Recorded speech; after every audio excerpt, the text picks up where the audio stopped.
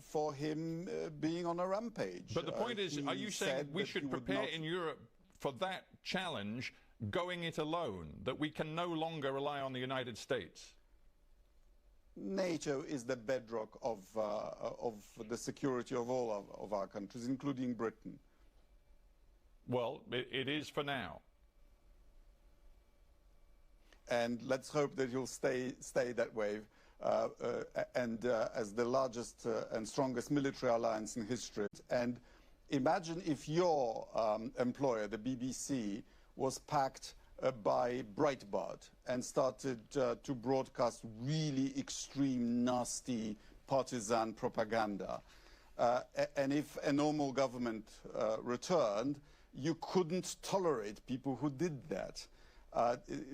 Our state TV was in breach of its charter, which says that, just like yours, that it should be an impartial, professional source of news. So yes, some people did very bad things and they took a lot of money for it, and they will be held accountable. Yeah, but your problem is that many observers are now deeply concerned about your own government's adherence to constitutional propriety and democratic values. The Helsinki Foundation for Human Rights has in recent weeks talked about serious concerns with your government's record. Dominika Bichowska-Sniaska, a lawyer, human rights activist in Poland, has said the kind of political takeover we are seeing seems to repeat those that we see every 4 to 8 years following elections. In other words, you're just as bad as the last lot. No. We had a turnout of 75% in an election in which people protested against the corruption, the misuse of security services for party political advantage, and really, really nasty extreme propaganda, which cannot be tolerated.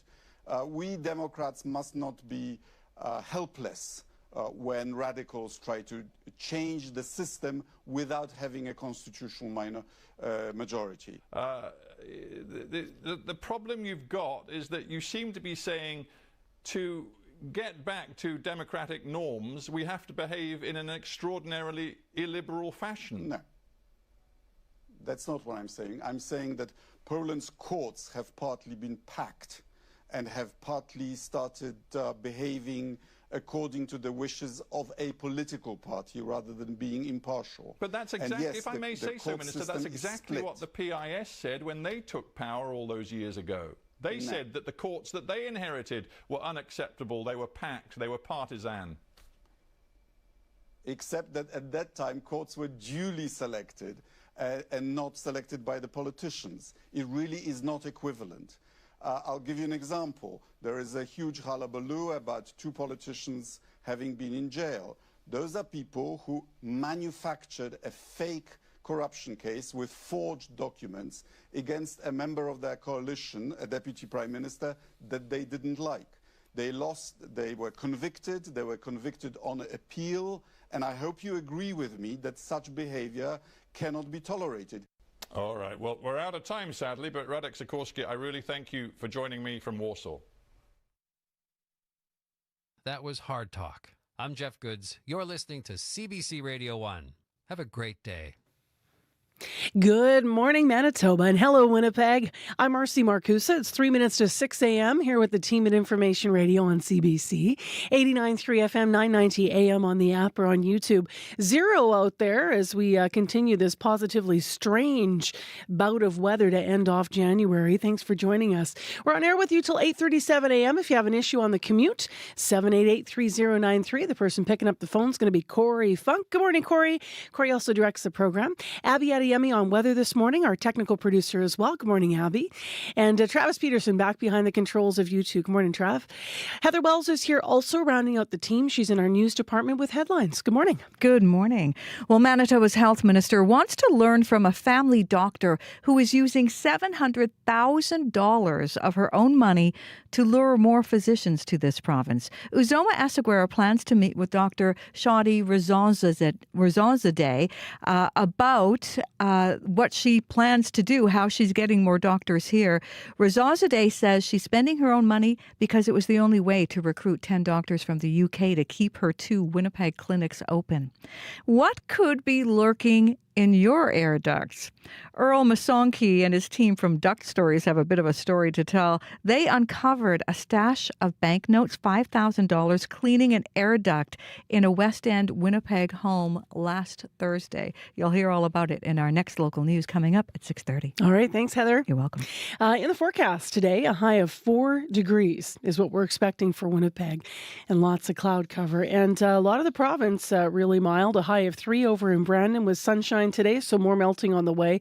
Up in Thompson, little different story. Your high is 5 degrees, but mix of sun and cloud. However, tonight you're looking for 5 to 10 centimeters of snow possible in flurries in the evening. So a bit of a change with these mild conditions, some snow, or bringing some snow. In the first hour of the program, international students and what they contribute financially to Canada's colleges and universities have been a topic of conversation since the federal government brought in some recent changes. We're going to look specifically at the financial bottom lines across this country, so stay tuned through looking at that story through specifically that context. As well, Heather just mentioned the air duct money that was found. We're going to hear more about it as well in a full interview. Stay tuned. World Report's next. On cue. I'm Talia Schlanger sitting in for Tom Power. Daisy Ridley's first major role was in the huge Star Wars universe. That happens when you're being hunted by a creature in a mask. Now, she's chasing work that feeds her creatively, no matter the size. She'll tell you about her latest indie film called Sometimes I Think About Dying. What do you like? My job. Q, this morning at 10:30 in Newfoundland, and on the CBC Listen app, or wherever you get your podcasts. This is World Report. Good morning. I'm Marcia Young. Efforts are being made today to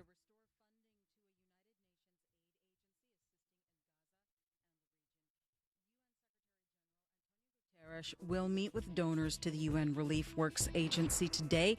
Several countries, Canada included, have suspended funding to the group. There are accusations that some UNRWA workers were involved in the October 7th attacks. The CBC's Chris Reyes is following the story from New York this morning. And Chris, what is Guterres trying to accomplish?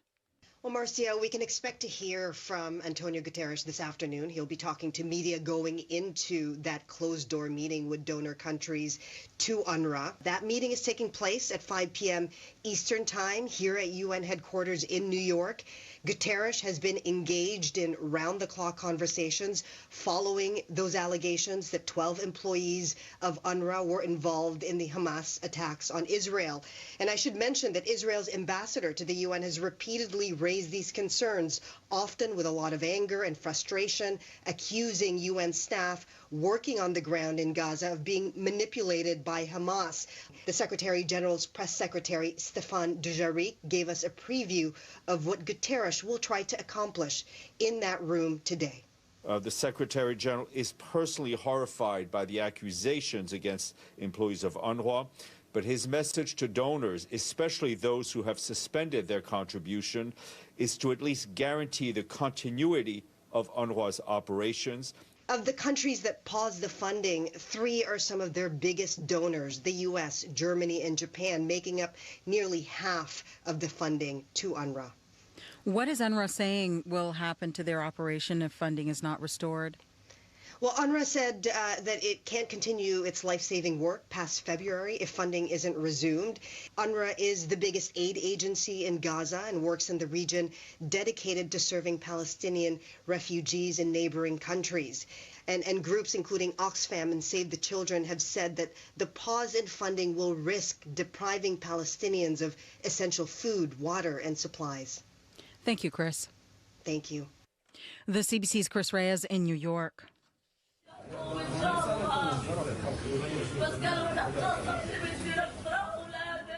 In the occupied West Bank, a crowd of mourners stands over a body at a hospital. 3 men were killed there in a raid this morning. The Israeli military says they were Hamas militants and claims they were planning an attack. There's been a surge of violence in the West Bank in recent weeks. Palestinians and their supporters accuse Israeli soldiers and settlers of using lethal force with impunity. The former Prime Minister of Pakistan is facing 10 years in prison. He's accused of leaking state secrets. Imran Khan and one of his top aides received a decade-long conviction just ahead of the country's next general election. Khan was ousted by his opponents in 2022. He's already serving a 3-year jail term on charges of corruption. The former PM is calling all the charges against him politically motivated. Khan's party says it will challenge the decision. There's more reaction this morning to the delay in the government's plan to expand medically assisted dying. Ottawa announced yesterday it's suspending the expansion of MAID to people suffering solely from mental illness. Some are urging the plan needs to be changed altogether. Michael Cooper is an Edmonton Conservative MP. It is difficult, if not impossible, to determine whether someone with a mental illness will get better. And what that means is that persons who could get better will have their lives prematurely ended. Minister Mark Holland says Canada's health system will not be ready for the expansion this March as planned. Government sources now say that will not happen before the next election, which must come by 2025. In the Northwest Territories, the community of Fort Smith is still looking for answers. A plane crash 1 week ago killed 6 people. Only 1 passenger survived. As Juanita Taylor reports, recovering the wreckage and the further investigation of what happened is being delayed by freezing rain. There was someone there alive, which filled us with a lot of hope. Canadian Ranger Gord Rothney recalls seeing a survivor when he got to the crash scene. It turned out to be just an absolute miracle. There was like excitement. I thought, okay, this is going to be okay. You know. But that's not how it turned out. Rothney and his team determined that there were no other survivors. It became evident that there was nothing we could do. Investigators with the Transportation Safety Board say the 19-seat jet stream burned for several hours after the crash. John Lee, Western Regional Manager for the TSB. During the accident sequence, a fire had started and it burned for several hours. So we lost a lot of what we would traditionally have as information in the actual aircraft wreckage itself. Lee says the cockpit voice recorder has been recovered. Pieces of the plane are in nylon bags, ready to be hoisted out by helicopter. Louise Bolio is from Fort Smith and knew all the passengers. I think right now a lot of people are looking for answers. And you know, and we're not going to get that for a while until all the investigation is done. And I do know that we're still pulling together. The TSB says it could take up to 2 years to complete its investigation. Juanita Taylor, CBC News, Fort Smith, Northwest Territories. Politicians from the 3 Baltic states are in North America with a warning about Russia. The speakers of the legislatures from the 3 countries were in Ottawa. They say Russia is a growing security threat for the entire world. As CBC's Murray Brewster tells us, they presented their message to Canadian officials, politicians, and senators. I understand that when we speak from the Baltic perspective, it might sound somewhat dramatic and shocking.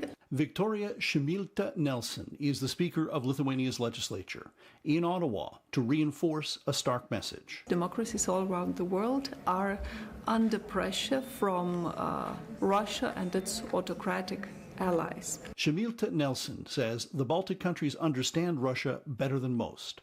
Moscow plans a massive increase in defense spending this year, to the point where it takes up almost 1/3 of all government expenditures. Admiral Rob Bauer, the head of NATO's military council, wonders whether Western countries realize what might be coming. War and fighting is not only something of the military. I think a nation needs to understand that when it comes to a war, as we see in Ukraine, it is a whole of society event. Some politicians in Europe have shrugged off the warnings as alarmist. Not Lauri Hussar, Speaker of Estonia's legislature, who told Canadian lawmakers about some of his country's preparations, big and small. We are thinking about how to build more shelters for the people, and if the new houses were going to be built, it should be built already with a shelter. The Baltic politicians take their message to Washington today, where Republicans, skeptical of the war in Ukraine, may prove to be a tougher audience. Murray Brewster, CBC News, Ottawa. The director of one of Italy's most important museums has landed in some hot water. She made some controversial comments about the state of tourism in Florence. As Megan Williams reports, even though some were offended by her words, few Italians disagree. It was these words, uttered out loud to a journalist. Sarà difficile farla tornare vergine. Once a city has become a prostitute, it's difficult to turn back into a virgin. That have caused a furor in Florence and beyond. They were said by Cicely Holberg, the director of Galleria dell'Accademia, that showcases Michelangelo's famed sculptural masterpiece, David. Holberg was talking about the effects of mass tourism on the Renaissance city, how ordinary shops, bakeries, and vegetable stands are now gone, replaced by trinket and souvenir vendors. Her metaphor offended many. Former Premier and one-time Mayor of Florence, Matteo Renzi, said Holberg should apologize or resign. But few in Italy argue with her point, that the grab for short-term profit from mass tourism, people converting homes into Airbnbs and setting up tourist shops where locals once bought bread, has all but eroded the fabric of cities like Florence, Venice, and even the historic center of Rome.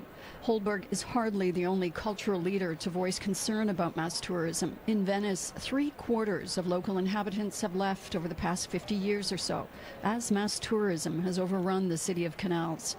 The latest scheme to try to reduce the crowds is to charge day trippers an entry fee, a measure critics say is too little, too late. Megan Williams, CBC News, Rome.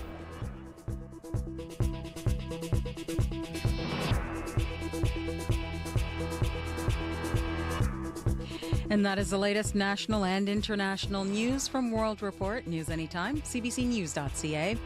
I'm Marcia Young.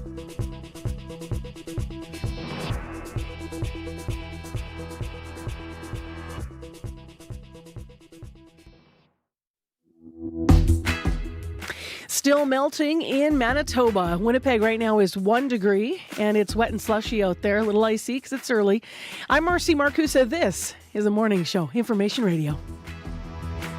6:10 a.m. Thanks for joining us on CBC, whether you're on 89.3 FM, 990 AM on the app or on YouTube. This hour on the show, here's a reason to clean your ducts out. Have you heard this story? Winnipeg man hits the jackpot. We're cleaning out his air ducts in a West End home. We're going to hear more about it. We'll find out more about how much money he found. Also this hour on the show, international students. We're going to have a discussion about the financial contributions through their tuitions to Canada's colleges and universities. And we're specifically going to look at that through a national lens after the feds made some changes to the numbers and the caps that they're going to be looking at moving forward. Plus, we have Ryan Tumulty back today, parliamentary reporter for the National Post, to talk about the new spring sitting at the House of Commons and what you should expect. Right now, Heather Wells in our news department. Good morning. Good morning. Well, a murder charge against a former Winnipegger living in BC has shocked one of his acquaintances in Vancouver. RCMP announced yesterday they have charged Kevin Q, formerly of Winnipeg, with second-degree murder in the death of Crystal Saunders. The 24-year-old's body was found near St. Ambrose in 2007. Now, Q has been living in Surrey, BC. We're going to hear from one of his acquaintances in Vancouver coming up.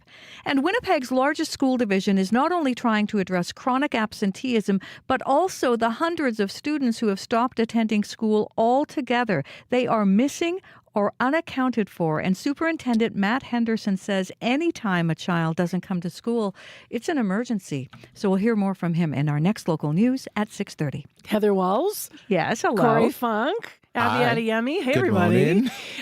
Thanks to Faith Fundell and May McKillop, who were in here yesterday filling in for Abby and I.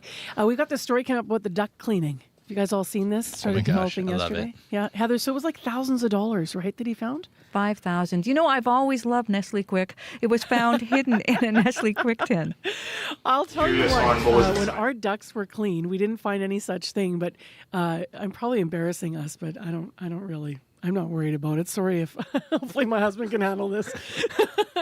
Our ducts had never been cleaned. Like, we lived there for years and years, never been cleaned. And our house is like 1910. I don't think the people before cleaned them. So when they came to clean our ducts, no joke, They came out sheepishly at the end of the day and looked at me and they said, excuse me, ma'am, can we use your house for the before and after picture on our website? It was like the most dramatic. Yeah, exactly. It was, let us show you pictures. It was the most amazing transformation. We found a penny from 1873. Exactly. So, yeah, I'm famous. That's me. I won't name the company on the air this morning, but, off air, come and check me out. And who needs cash when you're famous? I'm going to do some sleuthing now to see what your ducks used to that look like. house, the before and after, that's us. And that's us. no mouse living in that house.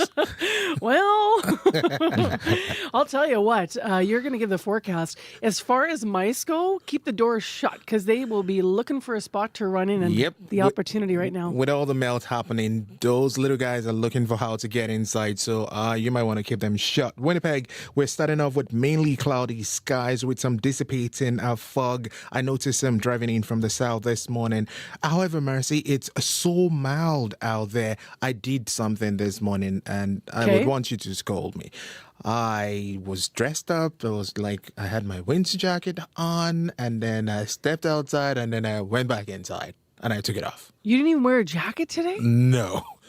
That's how I felt. Okay, we're not taking collective advice from Abby. But I'll tell you what, a lot of people are going to feel like that. It's quite mild. It's going to be that kind of day again. It feels like spring in my mind, in my head, but we're headed to a high of 4.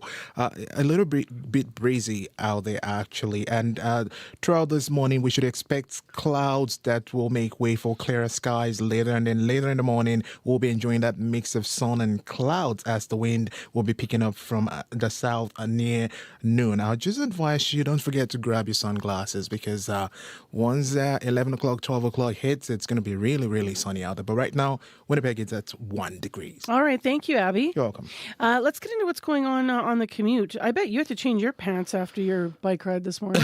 Yeah, actually, I ran in this morning, so it wasn't too bad. But I almost felt like I had to change my shoes because it was so slushy out there. I was there's these slushy patches starting to show up already out there from it.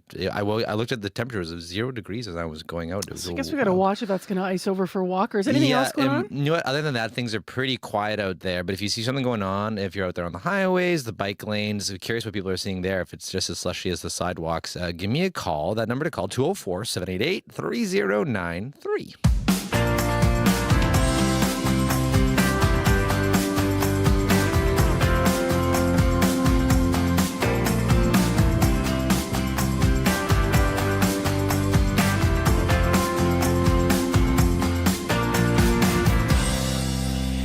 Well, 6:15 is the time right now. Let's get into this story about the Winnipegger that found $5,000 in cash in a can. Earl Masonke is his name. He and his team found this while cleaning ducks in a West End home in Winnipeg last week. The money was wrapped and kept in a wallet inside, as Heather alluded to, this old Nestle Quick can. Masonke owns Duck Stories. He shared his story with CBC's Zabina Ahmed. So last week we were doing some duck cleaning work in the West End area. And, it was just like a regular day for us. We were just opening up the vents, and one of our technicians, Arthur, he found a can in one of the vents. And then the customer got curious on what was inside of it, and we opened it up, and we found a pile of cash. And today we found... Obviously the owner freaked out. We freaked out as well. Usually we see like dust, rats, and all sorts of unpleasant things in the ducks, so that was for sure a surprise for us. Yeah. And then after that, what did you give to the owners? Well, yeah, we gave all the cash to the owner. I mean, it's their property, so we really have no right to take all the money. And then and did they give you some in return? Unfortunately not, but that's okay.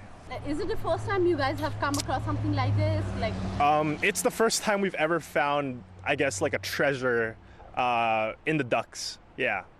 Okay, and how do you feel about this? It feels amazing, and I guess it's a really rare find.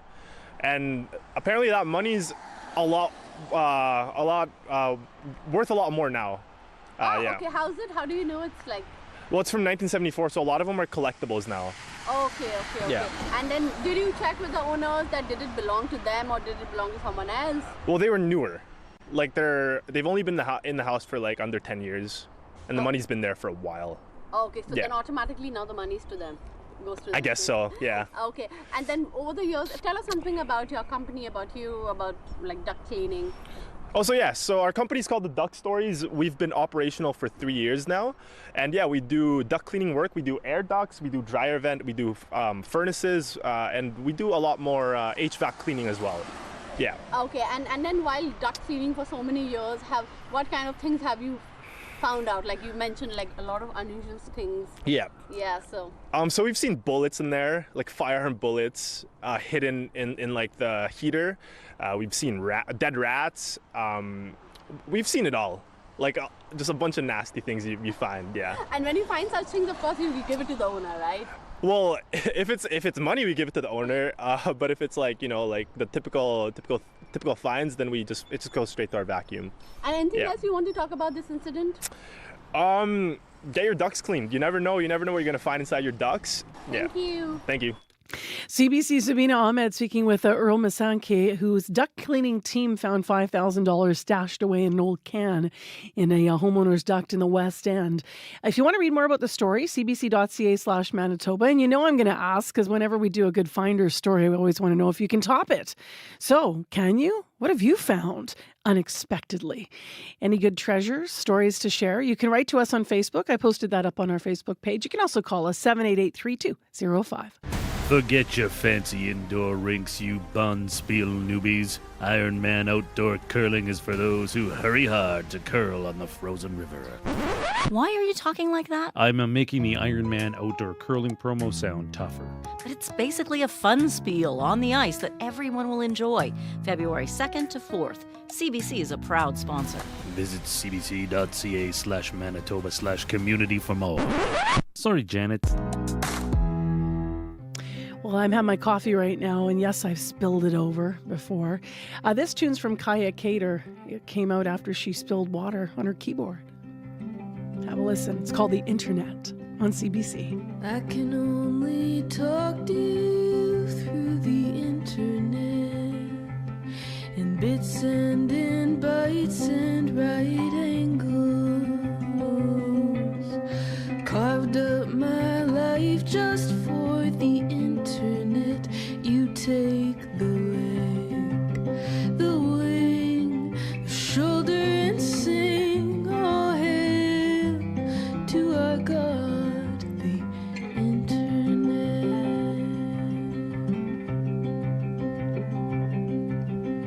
I spilled my drink onto the internet. Everything twitched and was gone, Who am I now without the internet? I'm not the saint, the fiend, the stupid machine liking likes, like I should like the internet.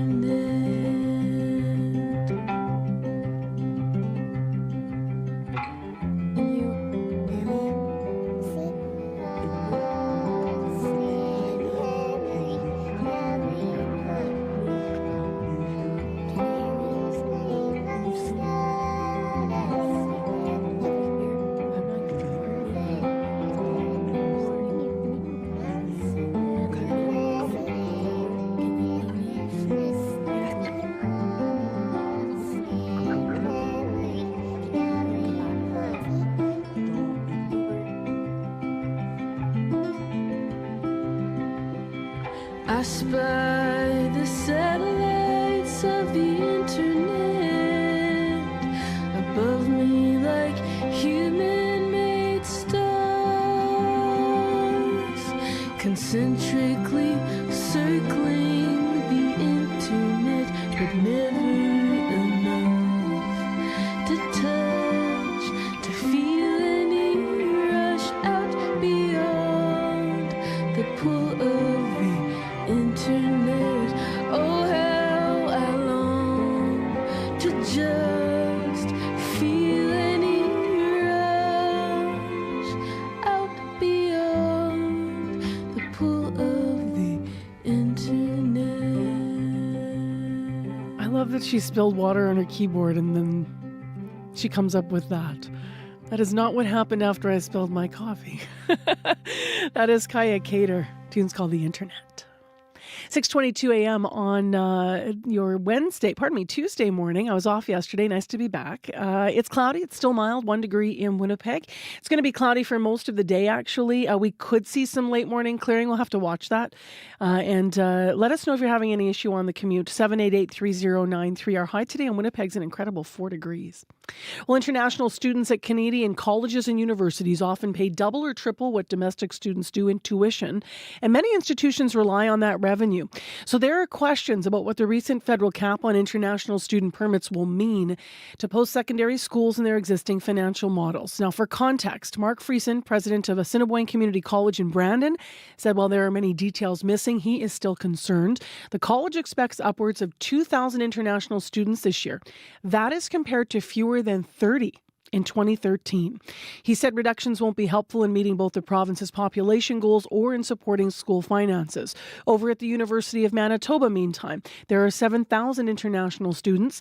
That is double the total from just 10 years ago. To talk about the bottom line aspect of this story, Ian Lee is here, associate professor in the Sprott School of Business at Carleton University. Good morning. Good morning, Marcy. So how are these changes going to affect institutions across Canada? It's going to be impactful. It's going to vary because not all institutions are equally dependent on foreign students. Let me throw some big picture StatsCan data. The national average is, for all Canada, this is enrollment, university enrollment by foreign student versus domestic, is 17%. By the way, I do have the provincial breakdowns. Manitoba is 16.8%. The Maritimes, PEI, Nova Scotia, and BC, by the way, are all in the 20s, 28% for PEI, and so forth. So they're going to get hit harder. But it's not just a provincial thing. Within the province, whether it be Manitoba or Ontario or whatever, some institutions have higher percentages and some have lower. So it's going to fall disproportionately on institutions in terms of the impact. On the revenue side, very quickly, because I think you'll be interested in this, even though they're only 17% of the student population in Canada, foreign students are only 17%, they represent, again, this is StatsCan data from 2021, they represent 37% of all tuition revenues. So they're roughly less than a fifth of the students, but they're approaching 40%. Of all the tuition revenues in Canada. It's very large. Now, Ian, your tone might have already answered this question, but what does this say about the financial stability of our post-secondary institutions and how they're faring? You've asked a question I'm very pleased I want to talk about.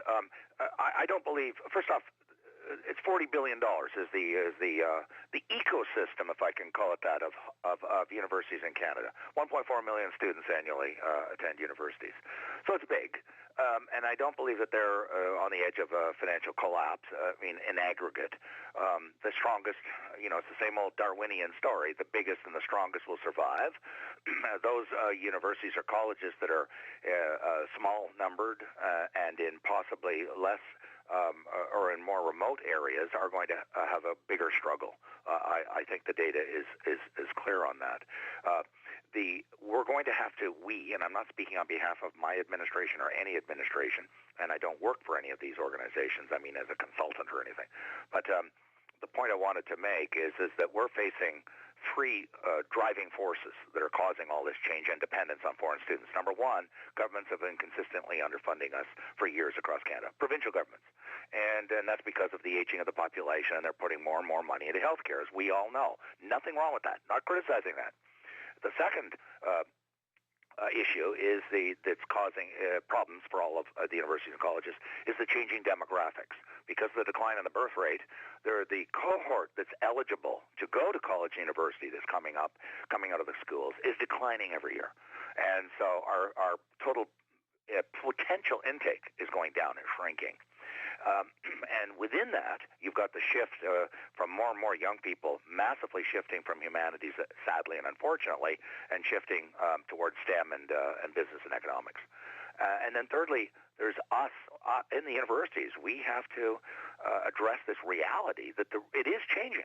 And there's lots of people that don't. They still say, no, the government's going to save us and throw more money at us. No, it's not. We've got to look at larger class sizes and higher tuition fees. So I'm going to ask you. I'm going to ask you to elaborate on that in a moment.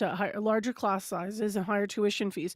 You said the movement from humanities into STEM, and you said, unfortunately, obviously it's unfortunate they're in STEM, but there's a loss of people getting into the humanities then, which affects the funding.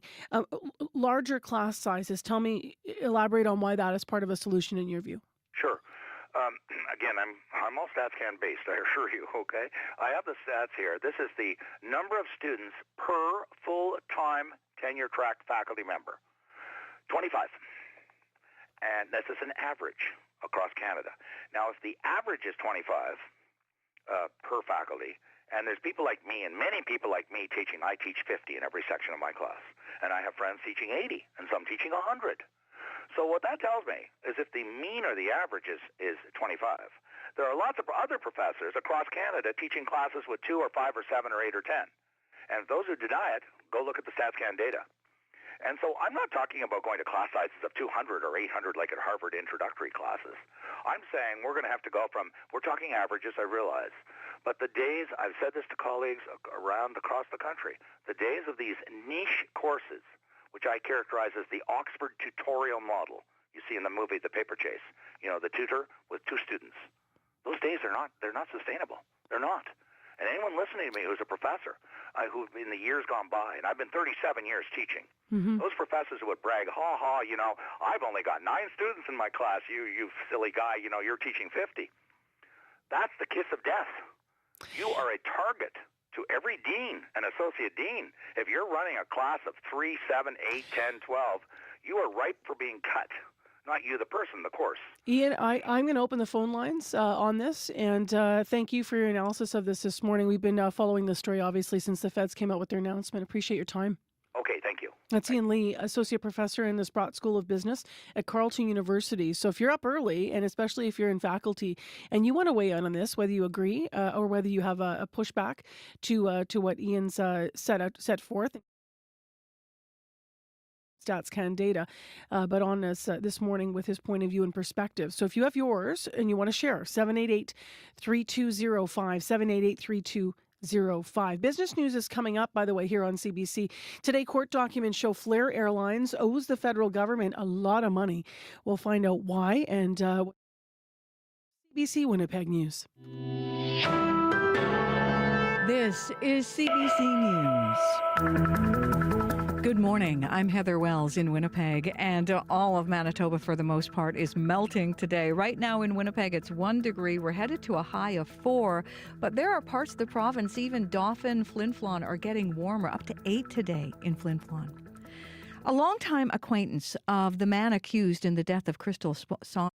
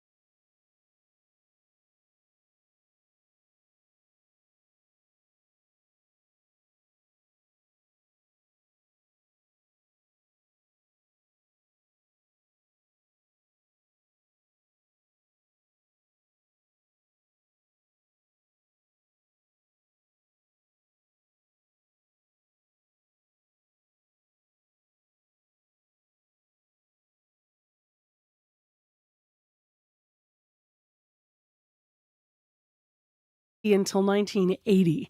So it was. Yeah. That's weird. Yeah, yeah. Well, yeah. Thanks, Tim. Got a story? Share it on Facebook. Let's get into our regional forecast with Abby Adiemi. Good morning once again. As we're heading out today, we're under mainly sunny skies in the city of Winnipeg with current temperatures sitting at encountering some fog patches as you head out, but don't worry, they're expected to dissipate as the morning progresses. We're reaching around a high of 4 degrees today. Brandon is currently at -12 with some mist. It's going to be mainly sunny later, and the fog patches you're seeing right now will dissipate. You head for a high of +3. Thompson is currently at 1, mostly cloudy over there. Expect a mix of sun and cloud heading to a high of +5.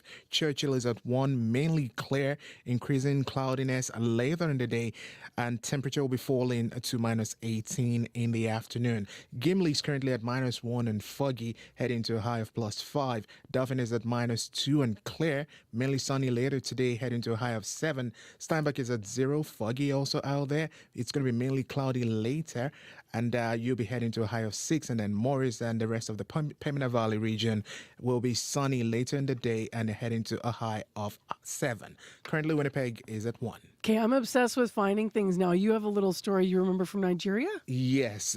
When I heard about the money story, I just thought about a neighbor that actually his dad has been storing money like at the rooftop of the house, the ceiling, not the attic. This was one of your neighbors when you were back in the Nigeria. Day. Yeah.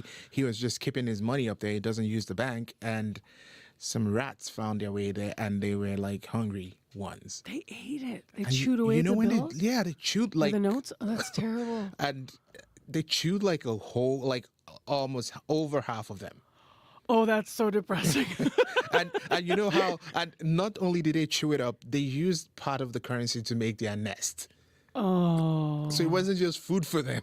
They made a warming patch for themselves. They bought a more expensive house. Yeah. All right, let's get into the commute, Corey. Oh man, yeah, pretty quiet out there so far. I'll let you know if you are hitting the sidewalks today. You might want to wear something a little bit waterproof or water resistant. It's starting to get a little slushy out there underfoot. Curious what people are seeing in the bike lanes, if it's slushy there too, or if it's kind of started to dry up on those bike lanes from all the melt so far.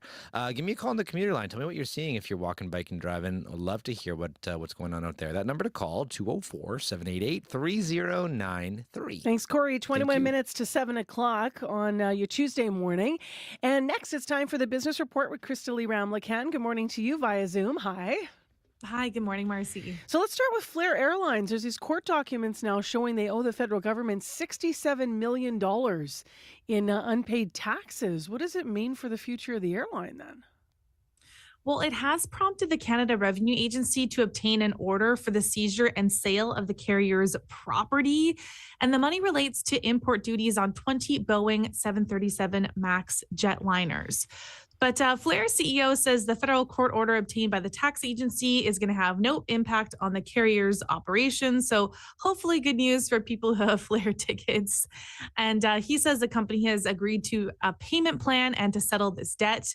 Now, the CRA says it can't comment on specific cases, but it usually looks to make arrangements with companies based on their ability to pay before it garnishes revenues or takes further steps to recover money. So it says, as a last resort, it may take additional legal collection action, such as seizing property or assets. Now, this is just the latest chapter in a multi-year struggle for the airline to stay solvent and within regulatory lines.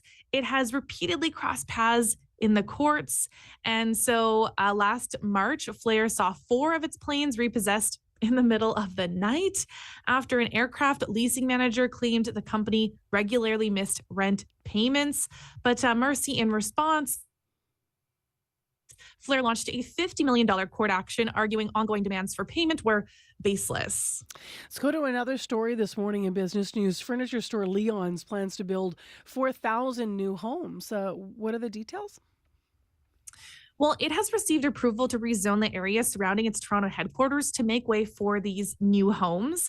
The 40-acre parcel of land north of the city is going to include a new flagship retail store and corporate headquarters as well.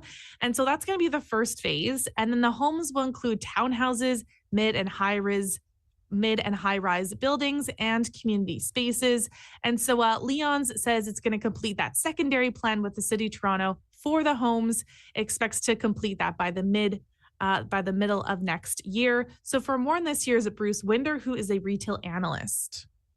This is a smart strategy for them because they look at their business, and the furniture business has been a little soft the last couple of years. That's part one, because of people bought a lot of furniture during the pandemic, and interest rates are high. So usually people don't buy, durable goods during that time. But, beyond that, they're sitting on a large amount of property across Canada. And some of that property is in, well-desired local neighborhoods. Now, last May, the furniture retailer also announced plans to create a real estate investment trust. It has more than 5 million square feet of real estate in its portfolio already, but the CEO says the plan isn't going to go any further until interest rates come down. Well, I spent a lot of my weekend watching football. I think a lot of people did, but they always keep showing now the cutaway to Taylor Swift, who's had this impact on the NFL because of her relationship with Travis Kelce. What's the bottom line? What could her influence mean for the Super Bowl? Well, the singer, as you were saying, has been a draw for ratings. And, she's been spotted in the NFL stadium suites throughout the season. And brands are now planning their social media strategies and attempting to appeal to Swifties. So Super Bowl commercials cost about $7 million for 30 seconds. Last year, the Super Bowl drew in 113 million viewers. And some think her fan base will increase those numbers and the value of the ads. So here's Dustin Rido, who is a partner and chief strategy officer at The Hive, a branding and ad agency. I'm not sure how late in the game they change their prices on the up. If it's inventory, I would imagine most of the inventory is sold by now. At least that's what I've heard. There's a little bit left. But sure, why not? Especially if a brand that is a little bit younger that kind of follows the demographics of Taylor Swift, sure. I mean, the price should go up. And Marcia, even American Airlines and United Airlines are launching flight numbers based on Swift's album 1989 and Kelsey's jersey number 87. Wow, man. It doesn't hurt that the football's been good, too. I'm just putting that out there. But we've been watching from Winnipeg. I don't know if you've noticed when they do the cutaways, but, Zach Collaros, Bombers quarterback, has also been in the suites with her. And that is because he was college roommates with some of the players on Kansas City. So, yeah. But Janet Stewart tried so hard to get him on the air to talk about it. And no go. We tried. She tried for us. Yeah. Well, it's so great that, I guess Travis Kelce is getting so much attention because of his girlfriend now, I guess. I know it's terrible, but he really has been introduced to a whole set of people who probably wouldn't have known who he was. Oh my gosh. He's such I'm going to get in trouble. I'm sorry. I don't know. Sports fans might be vibrating. What's going on in markets this morning, Crystalie? So in Europe, markets are moving higher. Germany, the UK, and France are all up. In Asia, markets are mixed. Japan is up. Shanghai and Hong Kong are both down. Oil is down 25 cents to $76.53 US per barrel. Gold is up $9.50 to $2,034.90 US per ounce. And the dollar is down 0.02 of a cent to 74.53 cents US. They are a power couple for sure. All right, you take care. Talk to you tomorrow. Thanks, Marcy. That's Crystalie Ramlakan via Zoom.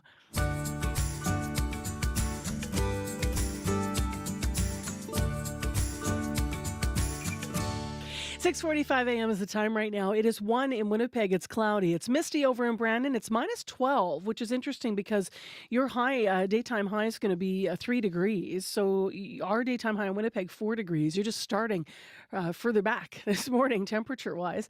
Up in Thompson, it is mostly cloudy, and the current temperature is 1 degree as well.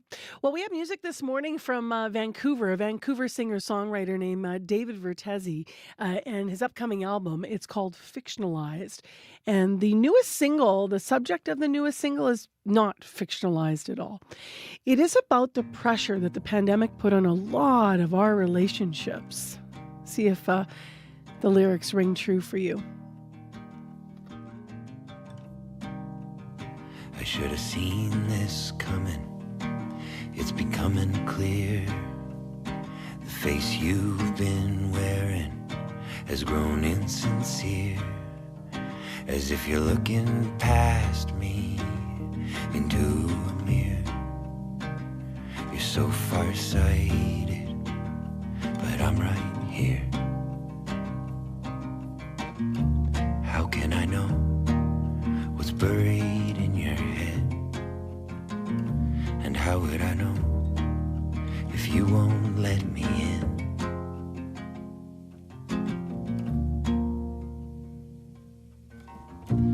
Darling, just tell me what's going on.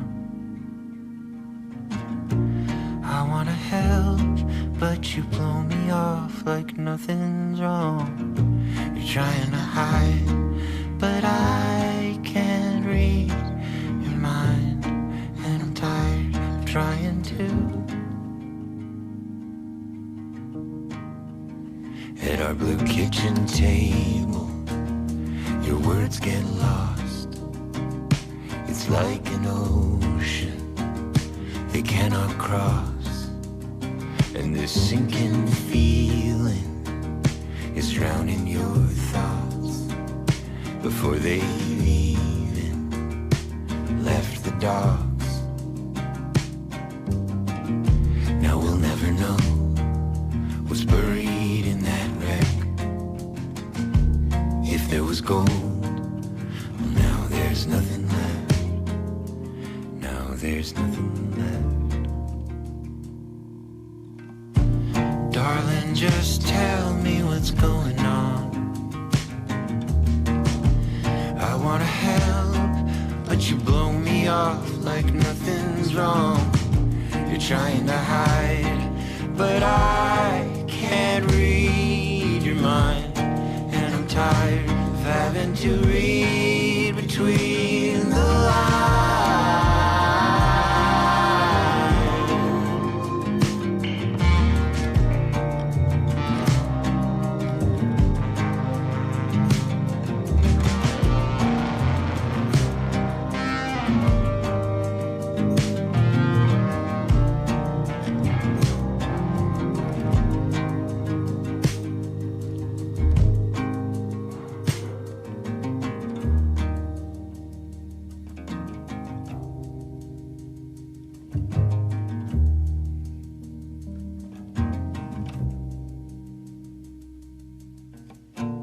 Darling, just tell me what's going on.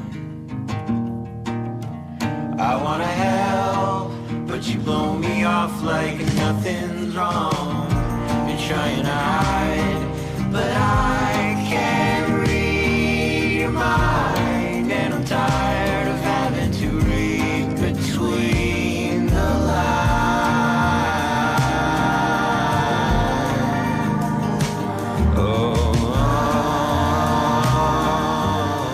Sounds like a familiar conversation for a lot of people in partnership. That was David Vertesi featuring Jill Barber, by the way. Tune's called Mind Reader. The new album, Fictionalized, by the way, is coming out next month, February 27th. It's the date for that one. Well, still ahead on the show, our series on violence and youth violence specifically continues. What happens if you treat violence as a public health crisis? That approach was used in Glasgow, Scotland, and they tried it back in 2004 is when they started. Since then, they say crime has reduced by over 40% is their stat. So we're going to learn more about what they did. That's coming up in the next hour of the show. Right now, it has been 6 weeks since members of Parliament last gathered in the House of Commons. And yesterday, the Speaker called the House to order for the spring sitting. The return to Parliament begins with the Conservative Party holding a strong lead in the polls. Ryan Tumulty is with us, parliamentary reporter with the National Post. Good morning. Good morning. So how would you describe the first day back? You know, it was as if they'd never left. The Conservatives were talking about the carbon tax. The NDP were talking about housing. The Bloc were talking about immigration issues, and they were all talking pretty loudly because the Speaker had to bring question period to order quite a few times. So yeah, it was very similar. I would say that, you know, one change I did notice is the Liberals are really trying to start drawing contrasts between themselves and the Conservatives more and more and more. really trying to push the Conservatives to outline what they would do as government now that looks like a possibility. And they're also, really trying to focus in on individual Conservative MPs who've said or done controversial things and really tie them to the leader more closely. So you're starting to see that take shape, but otherwise it's more or less the same as always. What about the New Democrats? What are they likely to push for in this sitting, given that the confidence and supply agreement between them and the Liberals has items that certainly have not yet been addressed?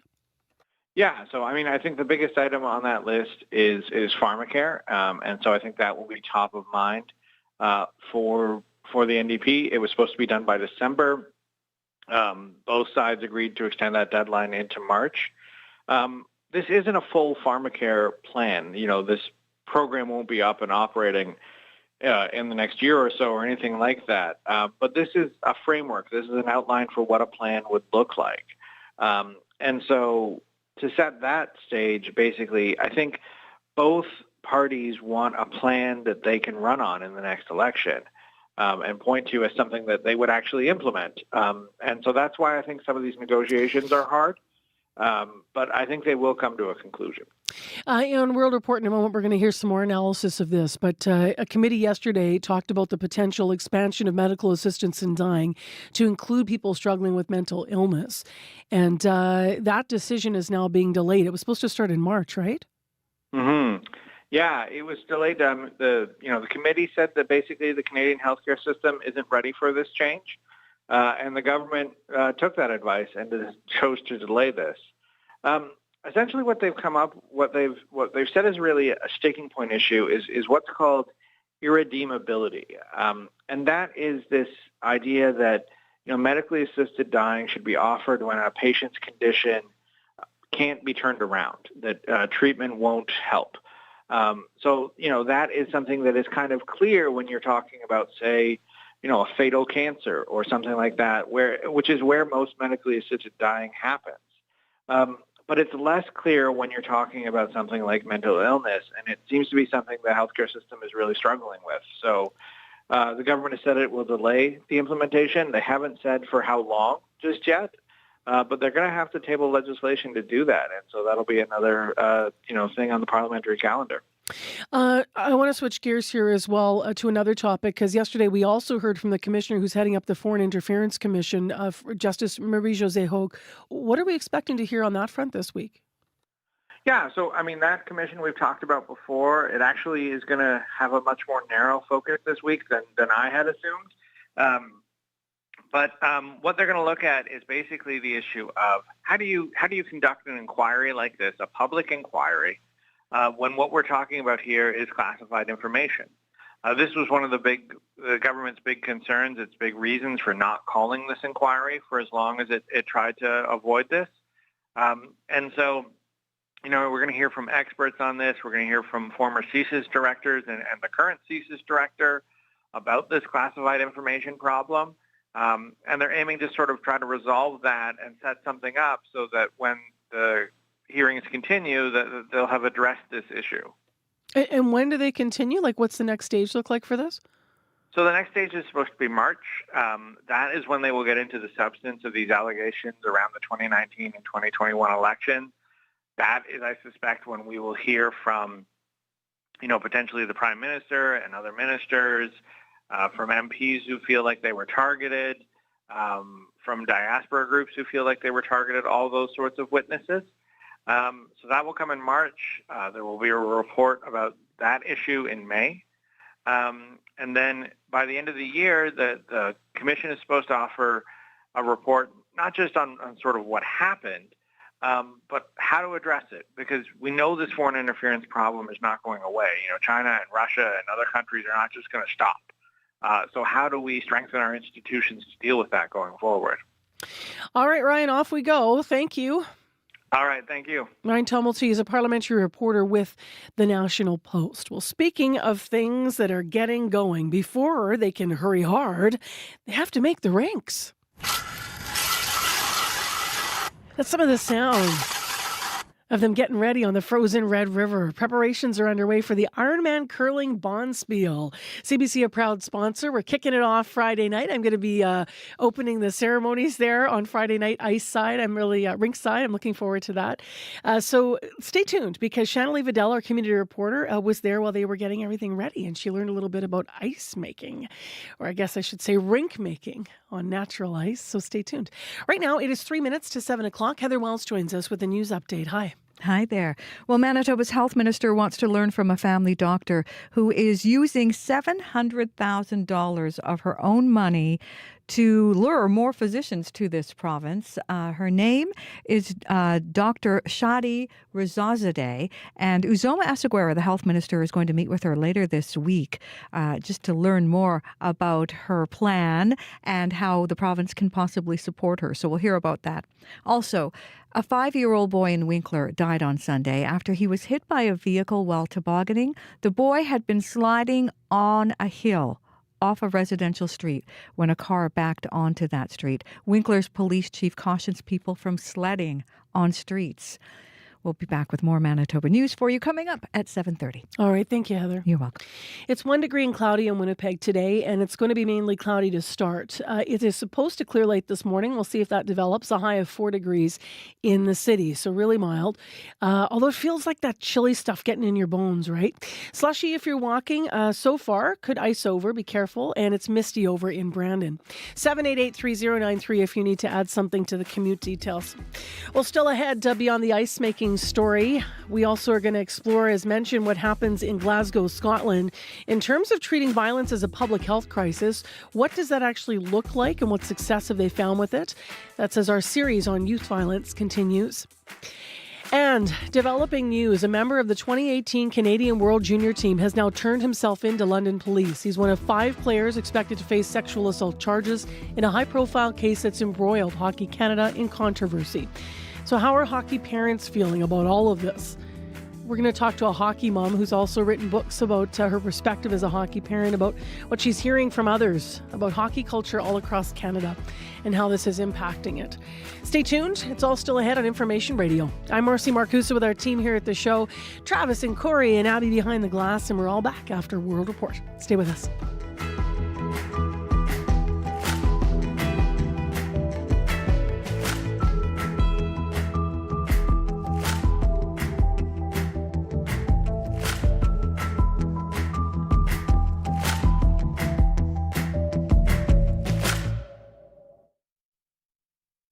On the current. To find none in the completely vaccinated girls, that was a surprise, but a very welcome one. Since 2008, Scotland has been vaccinating girls against HPV, which causes cervical cancer. Now a new study shows that not a single case of that cancer has been detected in the women who got the shots. Coming up on The Current. The Current with Matt Galloway. This morning at 8:37, 9:07 in Newfoundland, and on the CBC Listen app.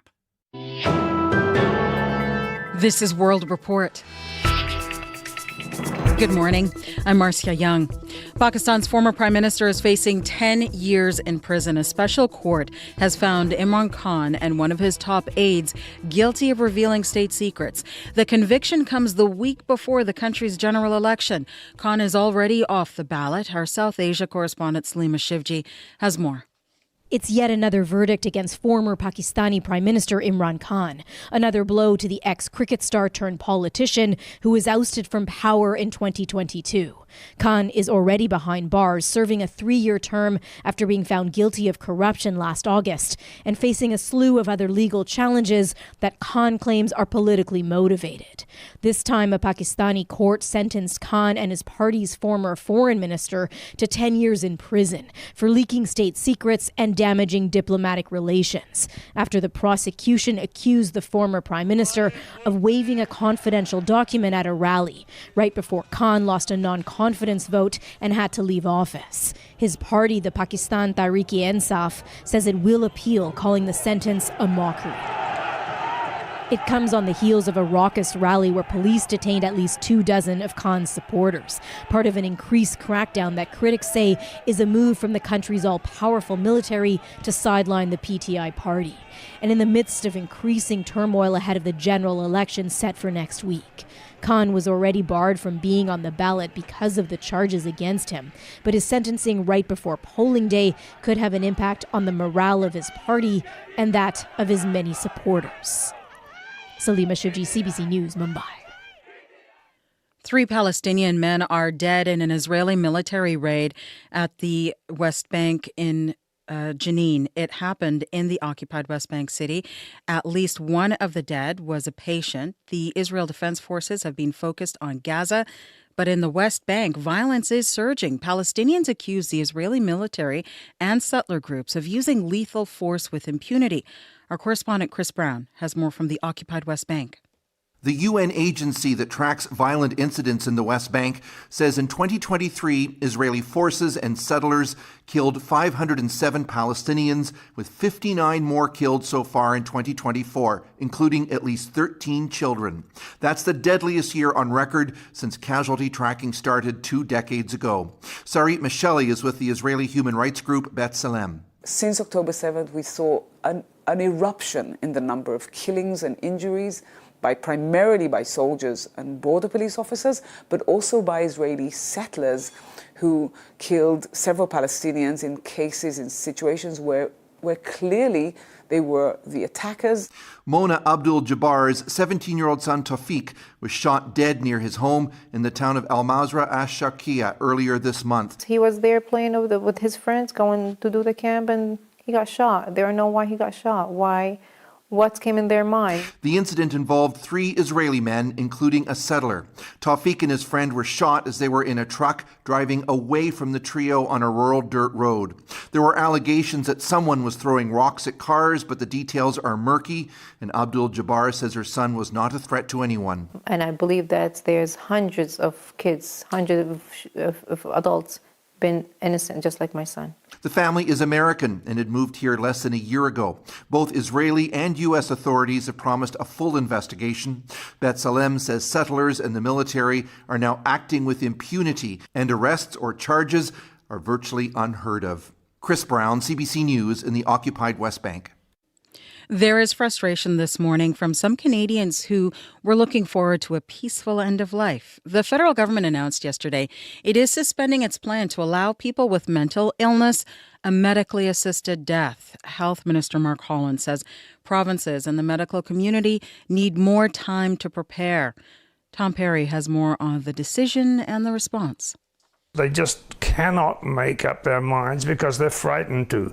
The frustration in John Scully's voice is impossible to miss. The 82-year-old former journalist suffers severe depression and PTSD, brought on by a career covering nearly 36 war zones. And I was looking forward to an option that would give me a peaceful, orderly, nice death. Scully hoped the federal government would soon expand access to medical assistance in dying to patients suffering solely from mental illness. But Health Minister Mark Holland announced yesterday that plan is on hold. Although the guidelines are set, there has not been enough time for people to be trained on them. And provinces and territories are saying their systems are not ready and need more time. Ottawa was to expand access by March of this year. Government sources now say that won't happen before the next election, which must come by 2025. Conservative MP Michael Cooper says a delay isn't enough. To him, the government's plan is fundamentally flawed. It is difficult, if not impossible, to determine whether someone with a mental illness will get better. And what that means is that persons who could get better will have their lives prematurely ended. Cooper calls the government's plan reckless, radical, and dangerous, and says it needs to be scrapped for good. Tom Perry, CBC News, Ottawa. A small Northern Ontario First Nation says it's had some success in preventing suicides. The Niskandiga First Nation declared a state of emergency 10 years ago. There had been 4 suicides and several attempted suicides by teens. The state of emergency remains in place, but the community now says it has had no suicides in 3 years. The First Nation credits the work of mental health counselors and festivals that bring community members together. A Saskatchewan inquest jury will begin deliberations this morning. They have been listening to family members and witnesses speak about Canada's worst mass stabbing. The attack happened on the James Smith Cree Nation in September 2022. The jury must now come up with recommendations to prevent tragedies like that one. It will have to consider hours of testimony about Canada's correction system and a lack of mental health and addiction support. They've also heard about relationships between First Nations and police. Keith Brown is a lawyer representing James Smith Cree Nation in the inquest. I really think about now the next stage is that it's in the jury's hands to grapple with, the mountains of evidence that they've heard from various different, very valuable perspectives relative to the mandate that they now have to take away and execute on. Another inquest will start in late February to uncover how the attacker died in RCMP custody shortly after his arrest. A new report suggests the handling of healthcare records in this country is out of date and is affecting patient care. The nonprofit Public Policy Forum says patient information and referrals can be easily lost between healthcare providers. It says an important first step is to stop the use of fax machines to transmit medical information. It's calling for all Canadians to have their own detailed digital medical record by 2028. There is concern growing in Alberta about a doctor who had her practice permit cancelled. She then began offering counselling services. Some say the province should not allow this to happen and should be regulating the profession. Julia Wong has the story. A website for Brianne Hudson allows people to make appointments for addictions counselling with the Grand Prairie woman. What it does not say is she was a doctor who had her practice permit cancelled last year by the College of Physicians and Surgeons of Alberta after it found her guilty of sexual abuse for having a sexual relationship with a vulnerable patient with addiction issues. It's grievous. Laura Hahn is the interim CEO for the Association of Counselling Therapy of Alberta. In the province, counseling therapists are not currently regulated. Right now, absolutely anyone can call themselves a counselor. They may or may not have absolutely any training, and they have no standards of practice to be adhered to. Legislation to regulate the industry passed in 2018, but it has not been proclaimed. Newfoundland, Manitoba, Saskatchewan, BC, and the Territories also do not regulate counseling therapists or psychotherapists. The point of regulating is to protect the public. Lindsay Thompson is the Director of Public Affairs for the Canadian Counselling and Psychotherapy Association. This is an example of what we don't want to continue to happen, and we want to urge those provincial governments to keep the ball rolling and to keep moving forward to seek regulation as quickly as possible. In a statement, a spokesperson for Alberta's Minister of Mental Health and Addiction calls the situation with Hudson concerning. He says the proposal to regulate counseling therapists is being reviewed and further engagement is needed. CBC News called and emailed Hudson several times but did not hear back. Julia Wong, CBC News, Edmonton.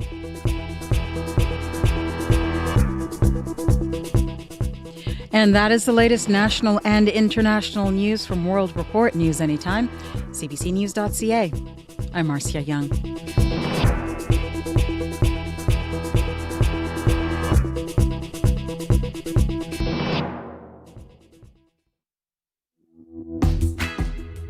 Well, another very mild day in downtown Winnipeg. Hi, everyone. I'm Marcy Marcusa with our team here at Information Radio. You're listening to CBC 89.3 FM, 990 AM on the app or on YouTube.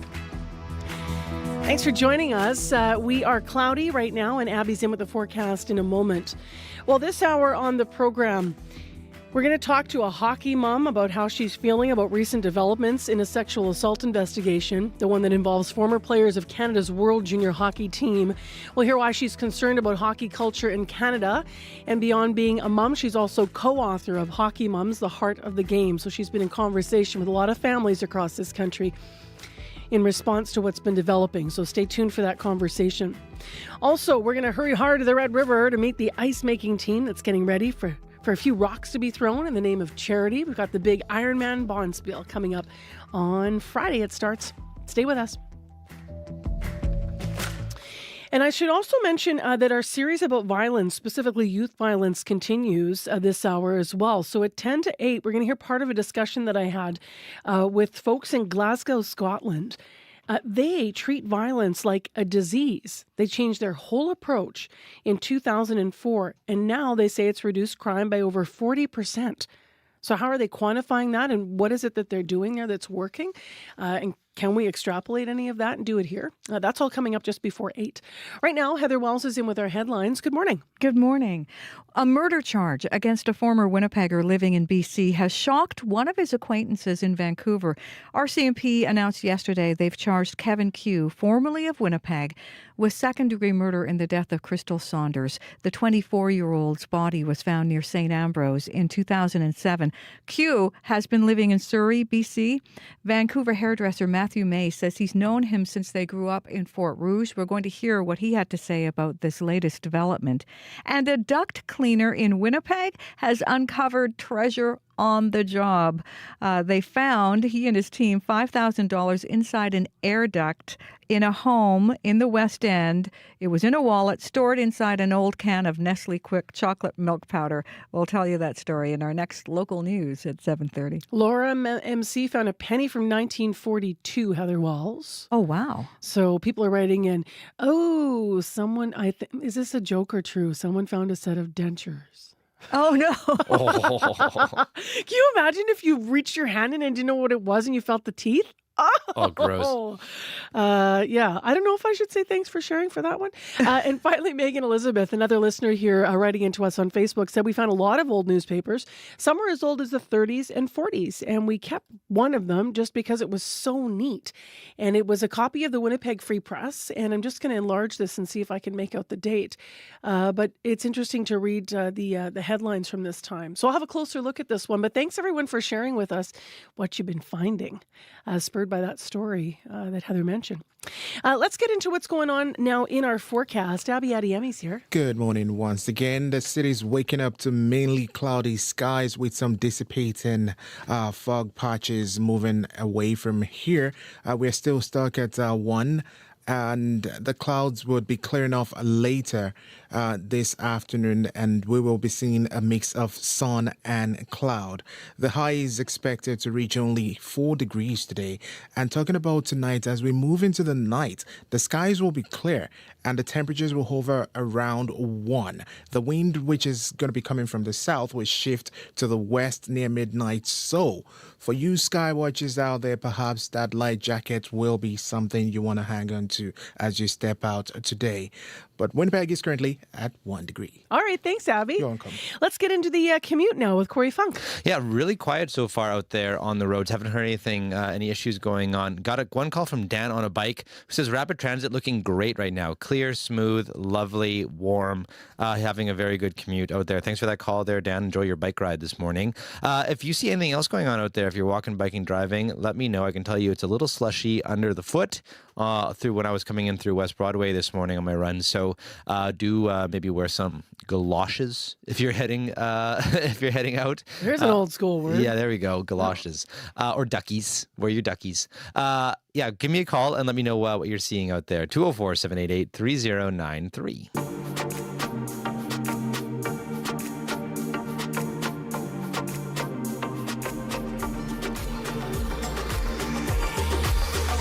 Well, developments this week in the hockey world. Everyone's still waiting on members of the 2018 World Junior Hockey Team to surrender to London police. On Sunday, however, the development, former NHL player Alex Formenton turned himself in.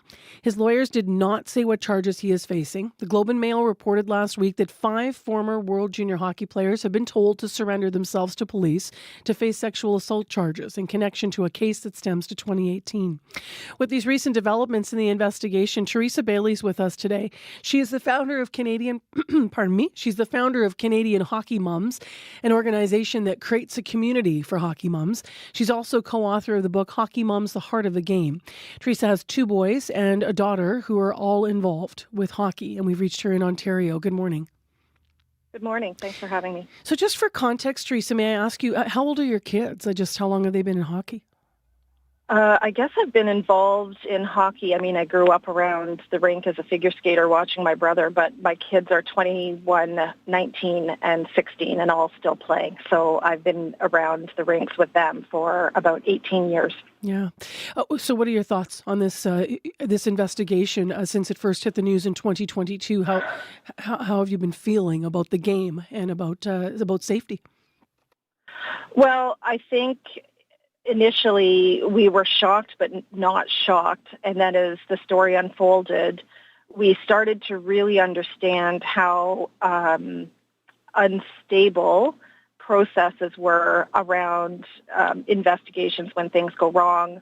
And I think it points to what we can all feel, because if you don't have, if Hockey Canada is supposed to be the gold standard, and people would argue with me about that now, certainly, but if they're the gold standard and their players are the gold standard, and if they're not upholding values that we see, that we believe should be associated with a game that we see as traditionally our game, then how is it supposed to be upheld anywhere else? I think that that's a big part of how it all seems to fall apart.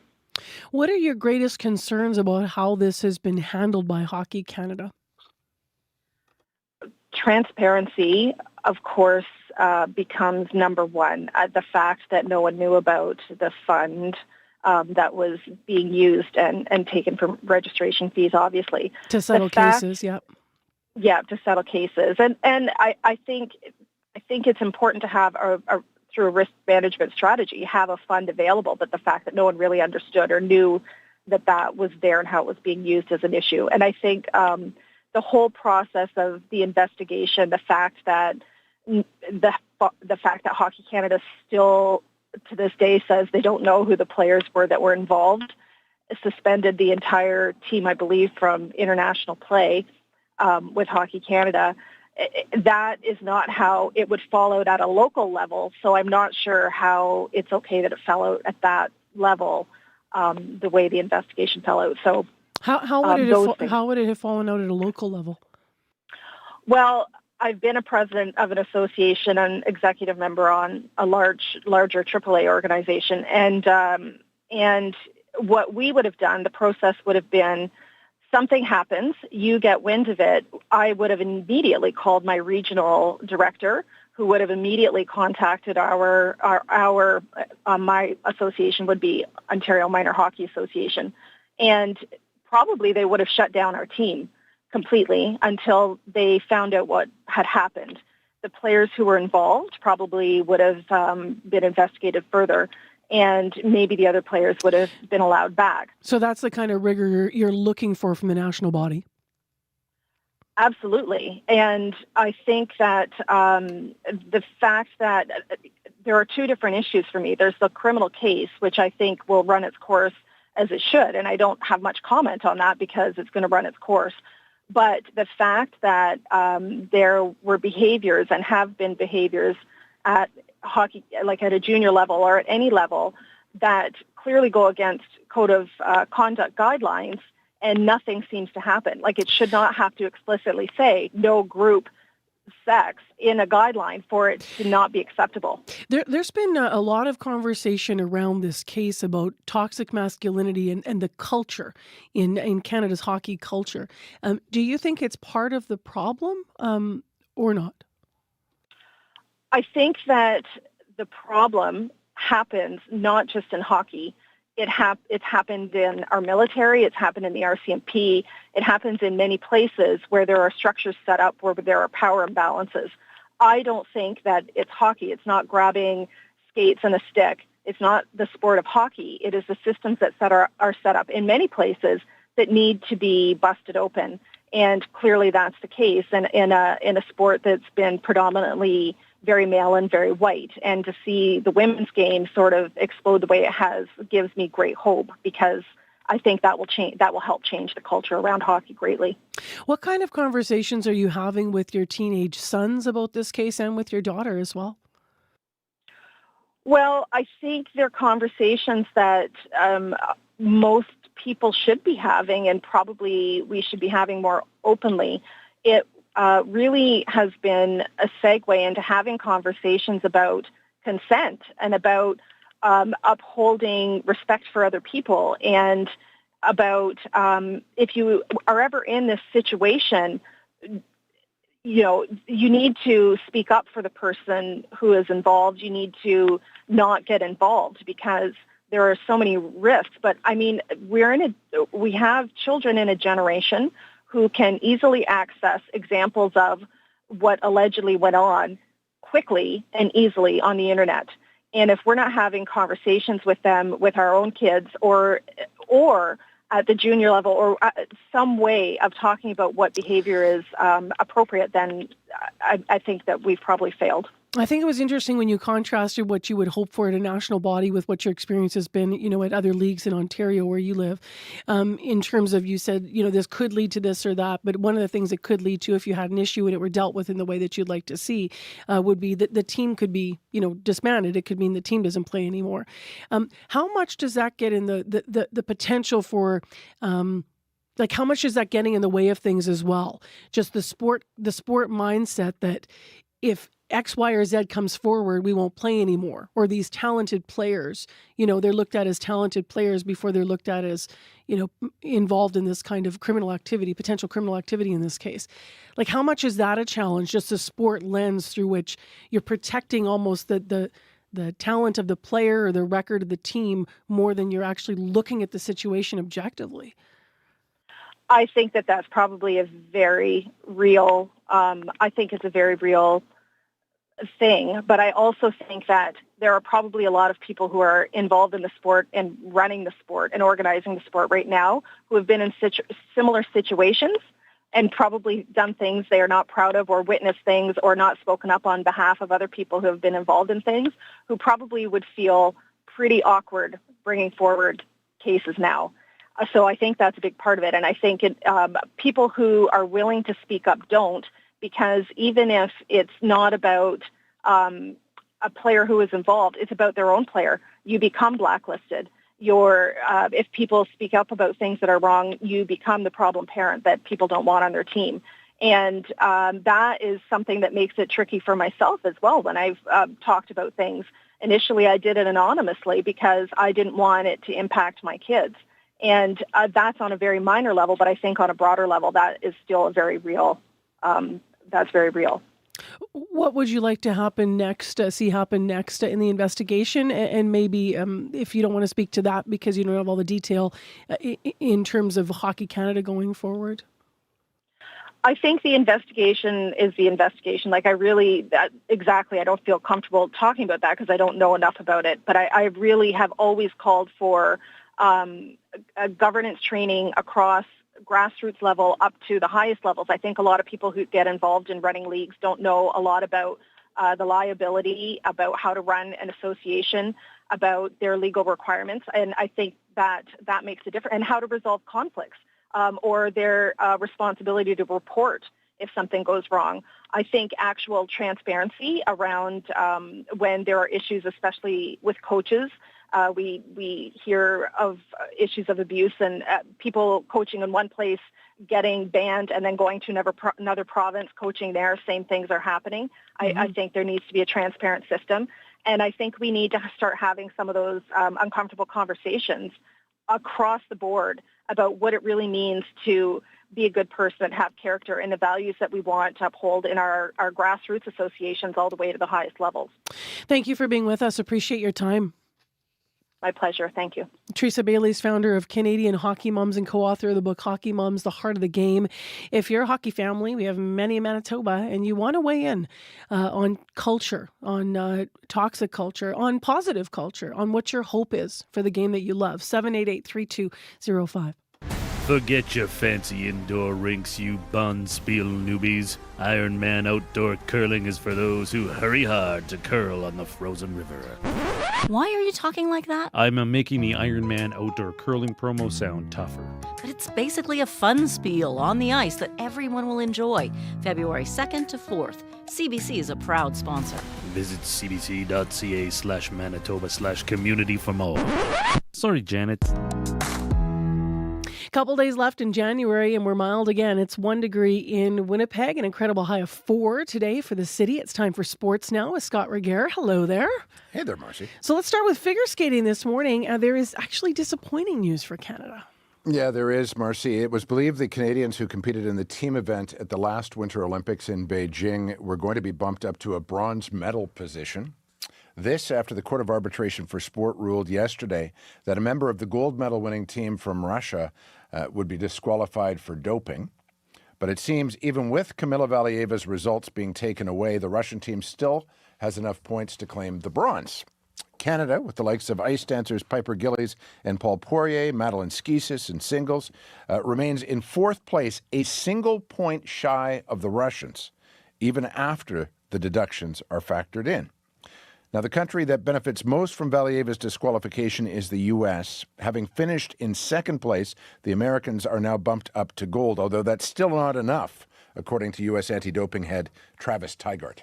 2 years too late. The athletes who are affected by this, those that were there, hard work, sacrifice they put into it to earn their moment on the podium, that can't ever be replaced. We've seen what Russia has done since 2015 when it was exposed. And they have been robbing the Olympic Games ever since, and they're still non-compliant. So let's wake up and see the harms that have been committed and actually do something about it if we truly care for an athlete. Tygart makes a good point. Valieva is the product of a Russian program found guilty of state-backed doping in the past. The Americans, in my view anyway, should have been given golds 2 years ago. They should have heard their national anthem played in Beijing, and they should have reaped the benefits of the endorsements that go along with being crowned Olympic champions. And what does allowing Russia to receive bronze medal now say to the clean Canadian skaters who've waited 2 years for a possible spot on the podium, only to be told once again, you've come up just short? We'll see now whether Skate Canada challenges this decision. This morning they have spoken and said they're considering such a challenge, this decision made yesterday by the International Skating Union. Let's move to more positive news in figure skating. Yeah, and Canada has won gold in the pairs competition at the Youth Olympics going on in South Korea right now. A first ever gold medal in the sport for Canada at that competition. This comes after an impressive performance by a couple of Northern Albertans, Annika Benke and Cole Sov. Despite Benke falling after a throw by Sov at one point in their routine, they still easily beat out the U.S. for first place. This is Benke. I wasn't expecting that to happen, but we parked it and kept on going. It is difficult, but you also have to remember that everybody makes mistakes, and you just have to go out there and be like, I know I made a mistake, but I'm going to go correct it after. Great attitude. Like the Senior Olympics. Yeah, I want to hear my kids talk that way someday. Like the Senior Olympics, Marcy, the youth version of the games are held every 4 years. They're for athletes between the ages of 15 and 18. The experience is also meant, though, to go beyond just winning medals. All of the athletes are taught about things like preventing competition manipulation, staying mentally fit as well as physically fit, and about anti-doping. CBC is live streaming the Youth Olympics for the next week. And just quick before you go, you have some soccer news. That's the sound, Marcy, of fans celebrating in Abidjan after Ivory Coast beat defending champions Senegal at the African Cup of Nations. The Ivorians have had an up-and-down tournament. They fired their coach midway through it, but they're now through to the quarterfinals, and we'll know the rest of the quarterfinalists by day's end. One country I'm watching is Morocco with Montreal-born goaltender Bono. They're going to be playing against South Africa for a spot in the quarters today. Thanks, Scott. You betcha. That's Scott Reguer with Morning Sports. Coming up, we're going to continue talking about sport, but from the perspective of those who make the surface that you're going to play on if you're part of the Ironman Outdoor Curling Bonspiel, which is taking place this upcoming weekend in Winnipeg. Our CBC community reporter in our unit, Shanalee Vidal, went out and talked to learn more about what it takes to make a rink on the ice. So stay tuned. That's right after your CBC Winnipeg News. This is CBC News. Good morning. I'm Heather Wells in Winnipeg. At 7:30, the airport reports some freezing fog out there. It's 0 right now in downtown Winnipeg, and spring in January continues. Clearing late this morning. The wind will pick up, a high today of 4. A murder charge against a former Winnipegger living in BC has surprised one of his acquaintances in Vancouver. RCMP announced yesterday they have charged Kevin Q, formerly of Winnipeg, with second-degree murder in the death of Crystal Saunders.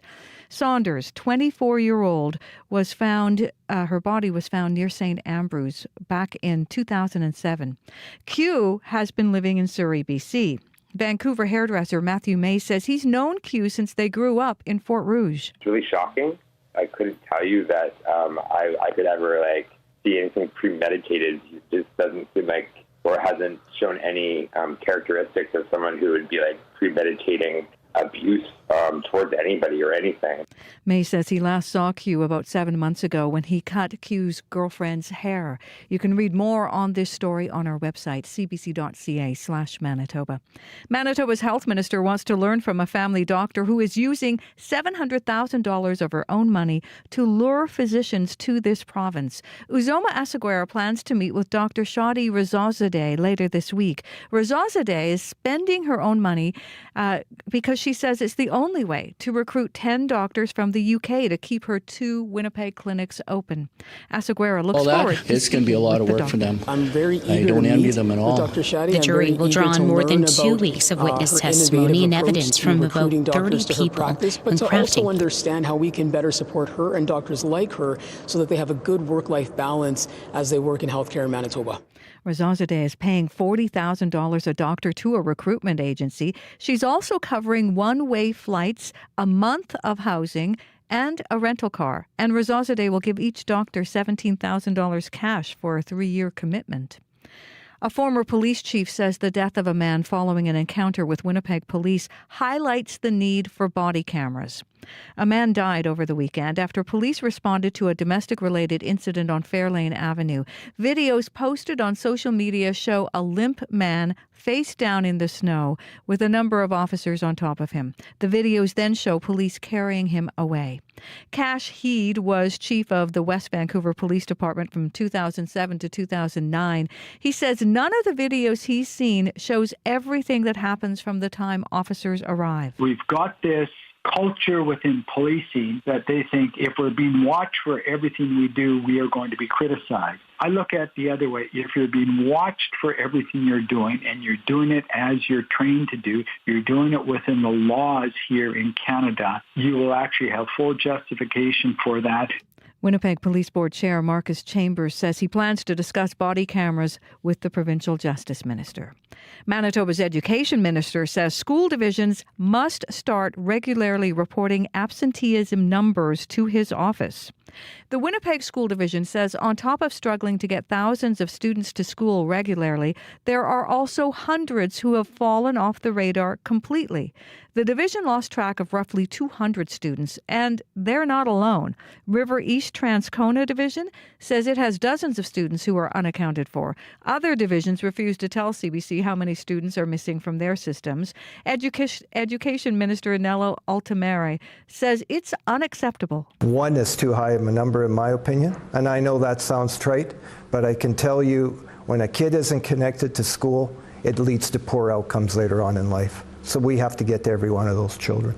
Altamare says the onus of tracking students falls on divisions, but it will take a community and a team approach with all stakeholders to support students better and get them back into class.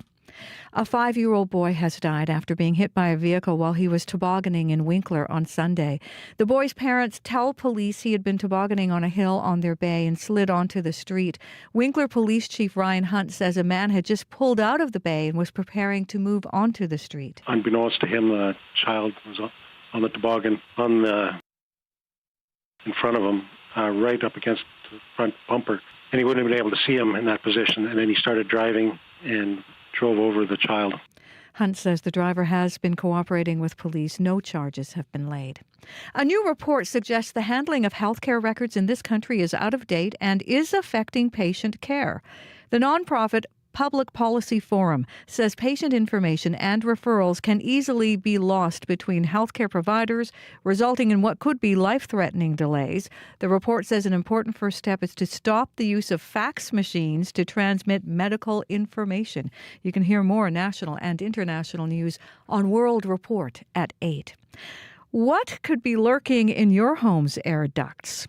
Earl Masonke and his team from Duct Stories have a bit of a story to tell. They uncovered a stash of banknotes, $5,000, while cleaning an air duct at a West End Winnipeg home last Thursday. The bills were wrapped in a wallet stored inside a tin of Nestle Quick. One of our technicians, Arthur, he found a can in one of the vents, and then the customer got curious on what was inside of it, and we opened it up, and we found a pile of cash from 1974. Masonke returned that stack of cash to the current homeowners, and they tell CBC they plan to use that money for a vacation. You can find more news updated throughout the day. Just head to cbc.ca/Manitoba. I know there's probably a lot of people wanting to check their ducts now. Right? Yeah, I would totally. be. It's interesting, right? I was like, did the bill come first or after? The company could have been like, oh, we found some extra complications. That they're not an untoward company. So what a story. We've got a couple more comments, by the way. We'll get to those after weather traffic. You've been writing into us as you heard that story and we asked you, what have you found? What's your story of finding a treasure? So first, though, let's get through what's going on in our regional forecast with Abby Adiemi. Good morning. Once again, it's 0 and mild in Winnipeg. We're seeing some mainly cloudy skies with dissipating fog. Then we will see the clearing later this morning. A little bit of breeze as well. And Winnipeg is warming up to 4 degrees. Across the province, Brandon is at -11 with fog. It will be mainly sunny later, and then the fog patches will dissipate and you'll be heading to a high of a high of 3. Thompson is at 1, mainly cloudy, mostly cloudy over there. Expect a mix of sun and cloud, high +5. And then Churchill currently at 2, mostly cloudy, will be falling to -18 later this afternoon. Dauphin is currently at 4 degrees. It's clear out there. It will be mainly sunny today with some fog patches, and then you head to a high of 7. Looking at Gimli, Steinbach, and Morris all foggy at a 0. Gimli is going to be seeing a high of 5. Steinbach is going to be seeing a high of 6.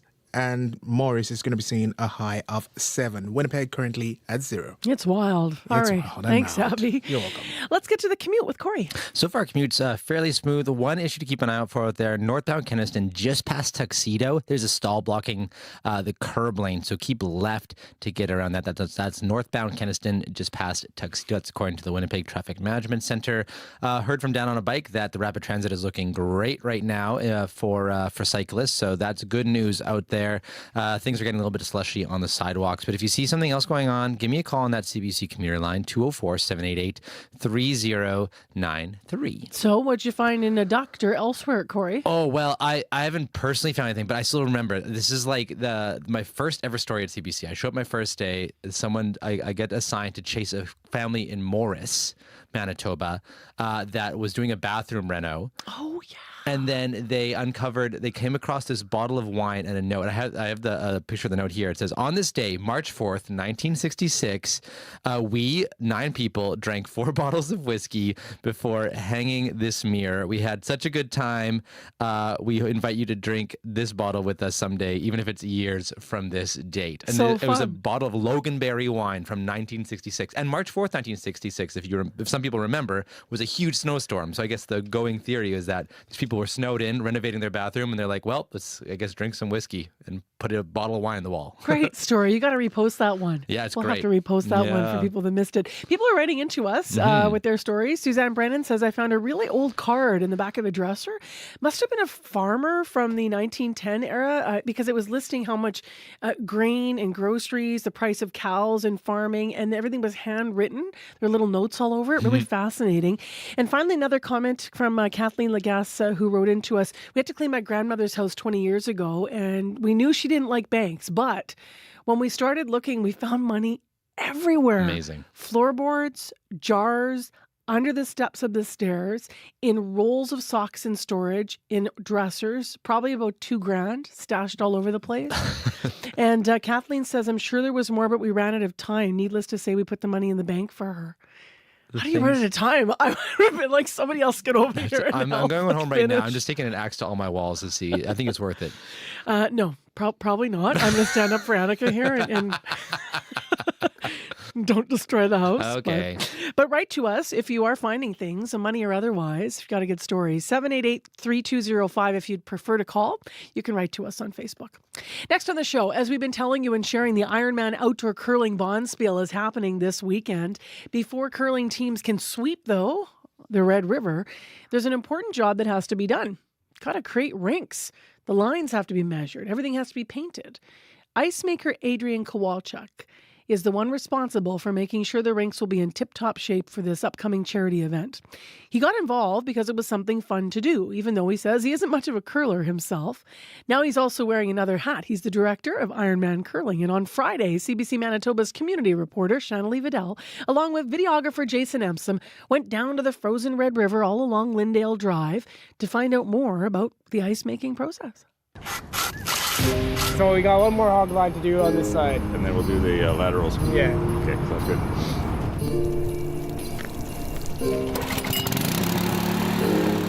My name is Adrian Kowalchuk, and I'm the director of Ironman Curling. It is a fundraiser for Heart and Stroke Foundation and Hope Worldwide Canada. Hi, I'm Stefan Turgeson. I'm the honoree for the Ironman Outdoor Curling event this year. We were pulling the water right up out of the river here and using it to lay down some tape, so that'll create the borders. And then the guys are going to come back later and paint in all the rings. Right now they're laying down the strings or the lines for the rinks, and you just have to make sure you cover it with enough ice that it doesn't blow up in the wind, or if we have to scrape snow tomorrow, we don't want to rip up those lines again. We were a bit concerned that the ice wouldn't be thick enough this year, but without the snow that we typically have, it's actually frozen quite thick compared to previous years. For good ice this year, it's been essential to just do very fine coats. If you put it too much on at once, you get a lot of air bubbles and pockets. You really make a mess. So it's really important to just be really patient, and you have to work it out over weeks, not in 1 hour. I was lucky enough to come when they had checked presentations for the Heart and Stroke a couple years ago, and I thought, wow, this is a really neat event. I want to be a part of it. So we started talking about having teams together, but when they called me up and asked me to be the honoree, I was like, oh yeah, well that's even better. I can get even deeper involved, not just a team, and here I am helping set the thing up and having a great time with the guys here. It is a stressful job, but when the first year when I saw the event happening, it was totally worth it. It was a very fun and a unique event. A fun event on the river. We don't really take advantage of our rivers in the city of Winnipeg, so it's kind of like a good excuse to come to downtown Winnipeg and have fun with some adventurists, I guess. I joined because I personally had an event 4 years ago in the Toronto airport where I had a cardiac arrest and dropped dead on the floor. Luckily people jumped in, grabbed an AED machine, started my heart again. In a few hours they had me in the hospital. In a couple of days they had me patched up and back out on the streets. I am a huge fan of Heart and Stroke, and I'm a huge fan of this event. When I first learned about it a couple of years ago, I think it's a really fun, cool event, and I'm really proud to be part of it.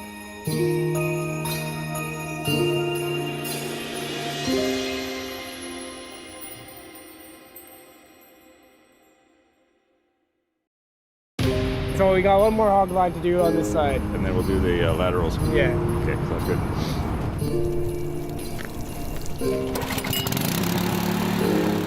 My name is Adrian Kowalchuk, and I'm the director of Ironman Curling. It is a fundraiser for Heart and Stroke Foundation and Hope Worldwide Canada. Hi, I'm Stefan Turgeson. I'm the honoree for the Ironman Outdoor Curling event this year. We were pulling the water right up out of the river here and using it to lay down some tape, so that'll create the borders. And then the guys are going to come back later and paint in all the rings. Right now they're laying down the strings or the lines for the rinks, and you just have to make sure you cover it with enough ice that it doesn't blow up in the wind, or if we have to scrape snow tomorrow, we don't want to rip up those lines again. We were a bit concerned that the ice wouldn't be thick enough this year, but without the snow that we typically have, it's actually frozen quite thick compared to previous years. For good ice this year, it's been essential to just do very fine coats. If you put it too much on at once, you get a lot of air bubbles and pockets. You really make a mess. So it's really important to just be really patient, and you have to work it out over weeks, not in 1 hour. I was lucky enough to come when they had checked presentations for the Heart and Stroke a couple years ago, and I thought, wow, this is a really neat event. I want to be a part of it. So we started talking about having teams together, but when they called me up and asked me to be the honoree, I was like, oh yeah, well that's even better. You know, I can get even deeper involved, not just a team, and here I am helping set the thing up and having a great time with the guys here. It is a stressful job, but when the first year when I saw the event happening, it was totally worth it. It was a very fun and a unique event. A fun event on the river. We don't really take advantage of our rivers in the city of Winnipeg, so it's kind of like a good excuse to come to downtown Winnipeg and have fun with some adventurists, I guess. I joined because I personally had an event 4 years ago in the Toronto airport where I had a cardiac arrest and dropped dead on the floor. Luckily, people jumped in, grabbed an AED machine, started my heart again. In a few hours, they had me in the hospital. In a couple of days, they had me patched up and back out on the streets. I am a huge fan of Heart and Stroke, and I'm a huge fan of this event when I first learned about it a couple of years ago. I think it's a really fun, cool event, and I'm really proud to be part of it. Too cold, so yeah, it's been made for a really fun day. What have you learned doing this the first time? Just a lot of being careful out here. Wish I brought my better boots. These ones are a little slippery, but other than that, yeah, no, like I say, these guys are, I'm just being a gopher for these guys. And I saw you using the watering can a lot. Yeah, well, that's the art. We were pulling the water right up out of the river here and using it to lay down some tape, so that'll create the borders.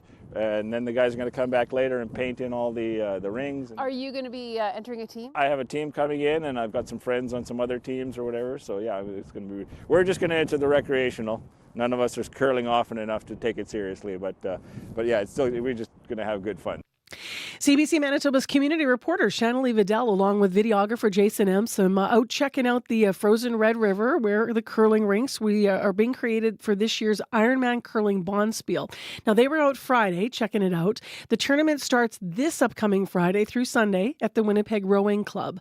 You can find more information online at ironmancurling.com. I'm pretty excited. I get to do the opening ceremonies on Friday night. I think it's going to be super fun. Shanley will be there as well. She'll be live Friday on Up to Speed to talking about how things are going leading up to the moment where the first rock is thrown. And as you heard, it's all for charity. CBC, one of the sponsors. If you want to see a beautiful video of Shanley and Jason out on the ice, the drone shot above the Red River looking at the rinks being created, please check out our YouTube stream. So we got one more hard ride to do on this side. Just can't stop thinking about. They take you somewhere, they introduce you to someone, they share something new with you. Liftoff. Those are the stories you want to share with your friends, and CBC's award-winning documentary team is bringing them to you every week on Storylines. Storylines, new this season on CBC Radio 1, and always on demand on the CBC Listen app. Well, I was just talking about curling on the river, and I have to say we're all crossing our fingers because, I mean, it's pretty obvious that it's mild out there. Now, to that end, we actually have an update on the river trail. Corey Funk is in. Right. Zach Peters from the Forks just gave us a call on the commuter line to say that the Nestawaya River Trail is closed now until those temperatures can drop below zero overnight. The crews just, need those colder temperatures to kind of keep things smooth out there on the trail. So Nestawaya River Trail at the Forks closed until temperatures can go back down more. And I'll tell you, in Winnipeg, if you look ahead here, we don't see an overnight low below zero until Sunday night into next Monday if it holds. So we will see. We will see. Every day, one day at a time here. It's 11 minutes to 8 o'clock. It does mean for a mild morning right now. It's cloudy and 1 in Winnipeg. Well, next on Information Radio, we continue our series next on youth violence. And we're turning to Glasgow, Scotland this morning. Officials there say a radically different approach to curbing violence is working. They were once called the murder capital of Europe by the World Health Organization 2 decades ago. But Glasgow has since reduced violent crimes by more than 40%. And they've done it by calling youth violence a public health crisis. They've repositioned the thinking around it, and they use data to treat violence like a disease. So we wanted to hear more about the approach. Jimmy Paul had a conversation with me. Jimmy is head of the Scottish Violence Reduction Unit. How bad was the violence rate in Glasgow 20 years ago? And who were the main perpetrators when it was a big challenge? So you've outlined in 2004, 2005, Scotland was branded the most violent country in the developed world by United Nations report. There were 137 victims of homicide. 41 of those deaths were in the city of Glasgow alone. And the unit was tasked with approaching violence in a different way. So you've already outlined treating it as a public health issue as the heart of that new approach that we were going to adopt. We joined the Violence Prevention Alliance. The World Health Organization set that up, and we were the first police agency to do so. So it was quite a bold move. And lots of the challenges related to identifying what the root cause issues were. What are those drivers of violence? And it's only by spending time with people, understanding the data, looking at the root cause issues, we can seek to truly understand what those issues are.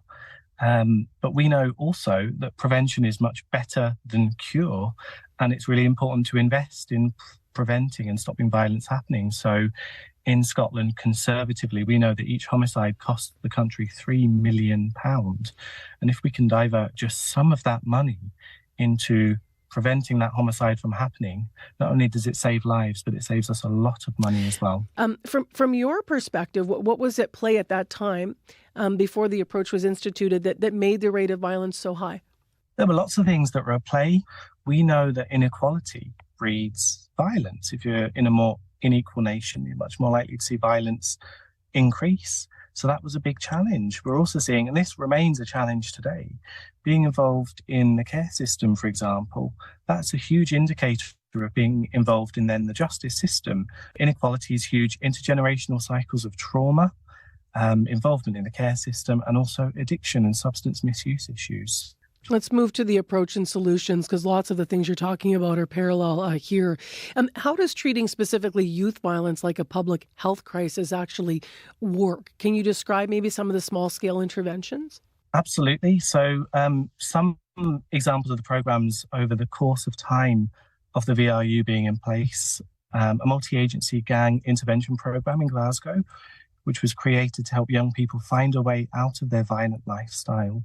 We also initiated navigator-style approaches. So people in hospitals, in custody suites, in community centres, the hotspots where people who have been involved in acts of violence, either as a victim or a perpetrator, are likely to present, and supporting them with a range of issues to prevent them being a victim or perpetrator again. And often navigators have lived experience of the issue themselves, and the added benefit of someone who has lived it saying, actually, you can turn your life around, I can help you to do that, is absolutely huge. We've initiated training programs which recruit people with convictions to work in the food industry, for example. So a range of programs, but it all starts with understanding what the challenges are in your context, listening to people with lived experiences, testing and evaluating new projects. It is okay and expected to fail every now and again. And then when you find something good, making sure you scale that up. What have the results been regarding violent youth specifically? So there's been a 35% reduction in homicide between 2010 and 2020. And the most recent homicide statistics show that 52 victims of homicide in Scotland the most recent count. That is the lowest number since comparable records began in 1976. As well as that, serious assault and attempted murder fell by 58% from a high point in 2004 and 5 to its lowest point in 2015 and 16.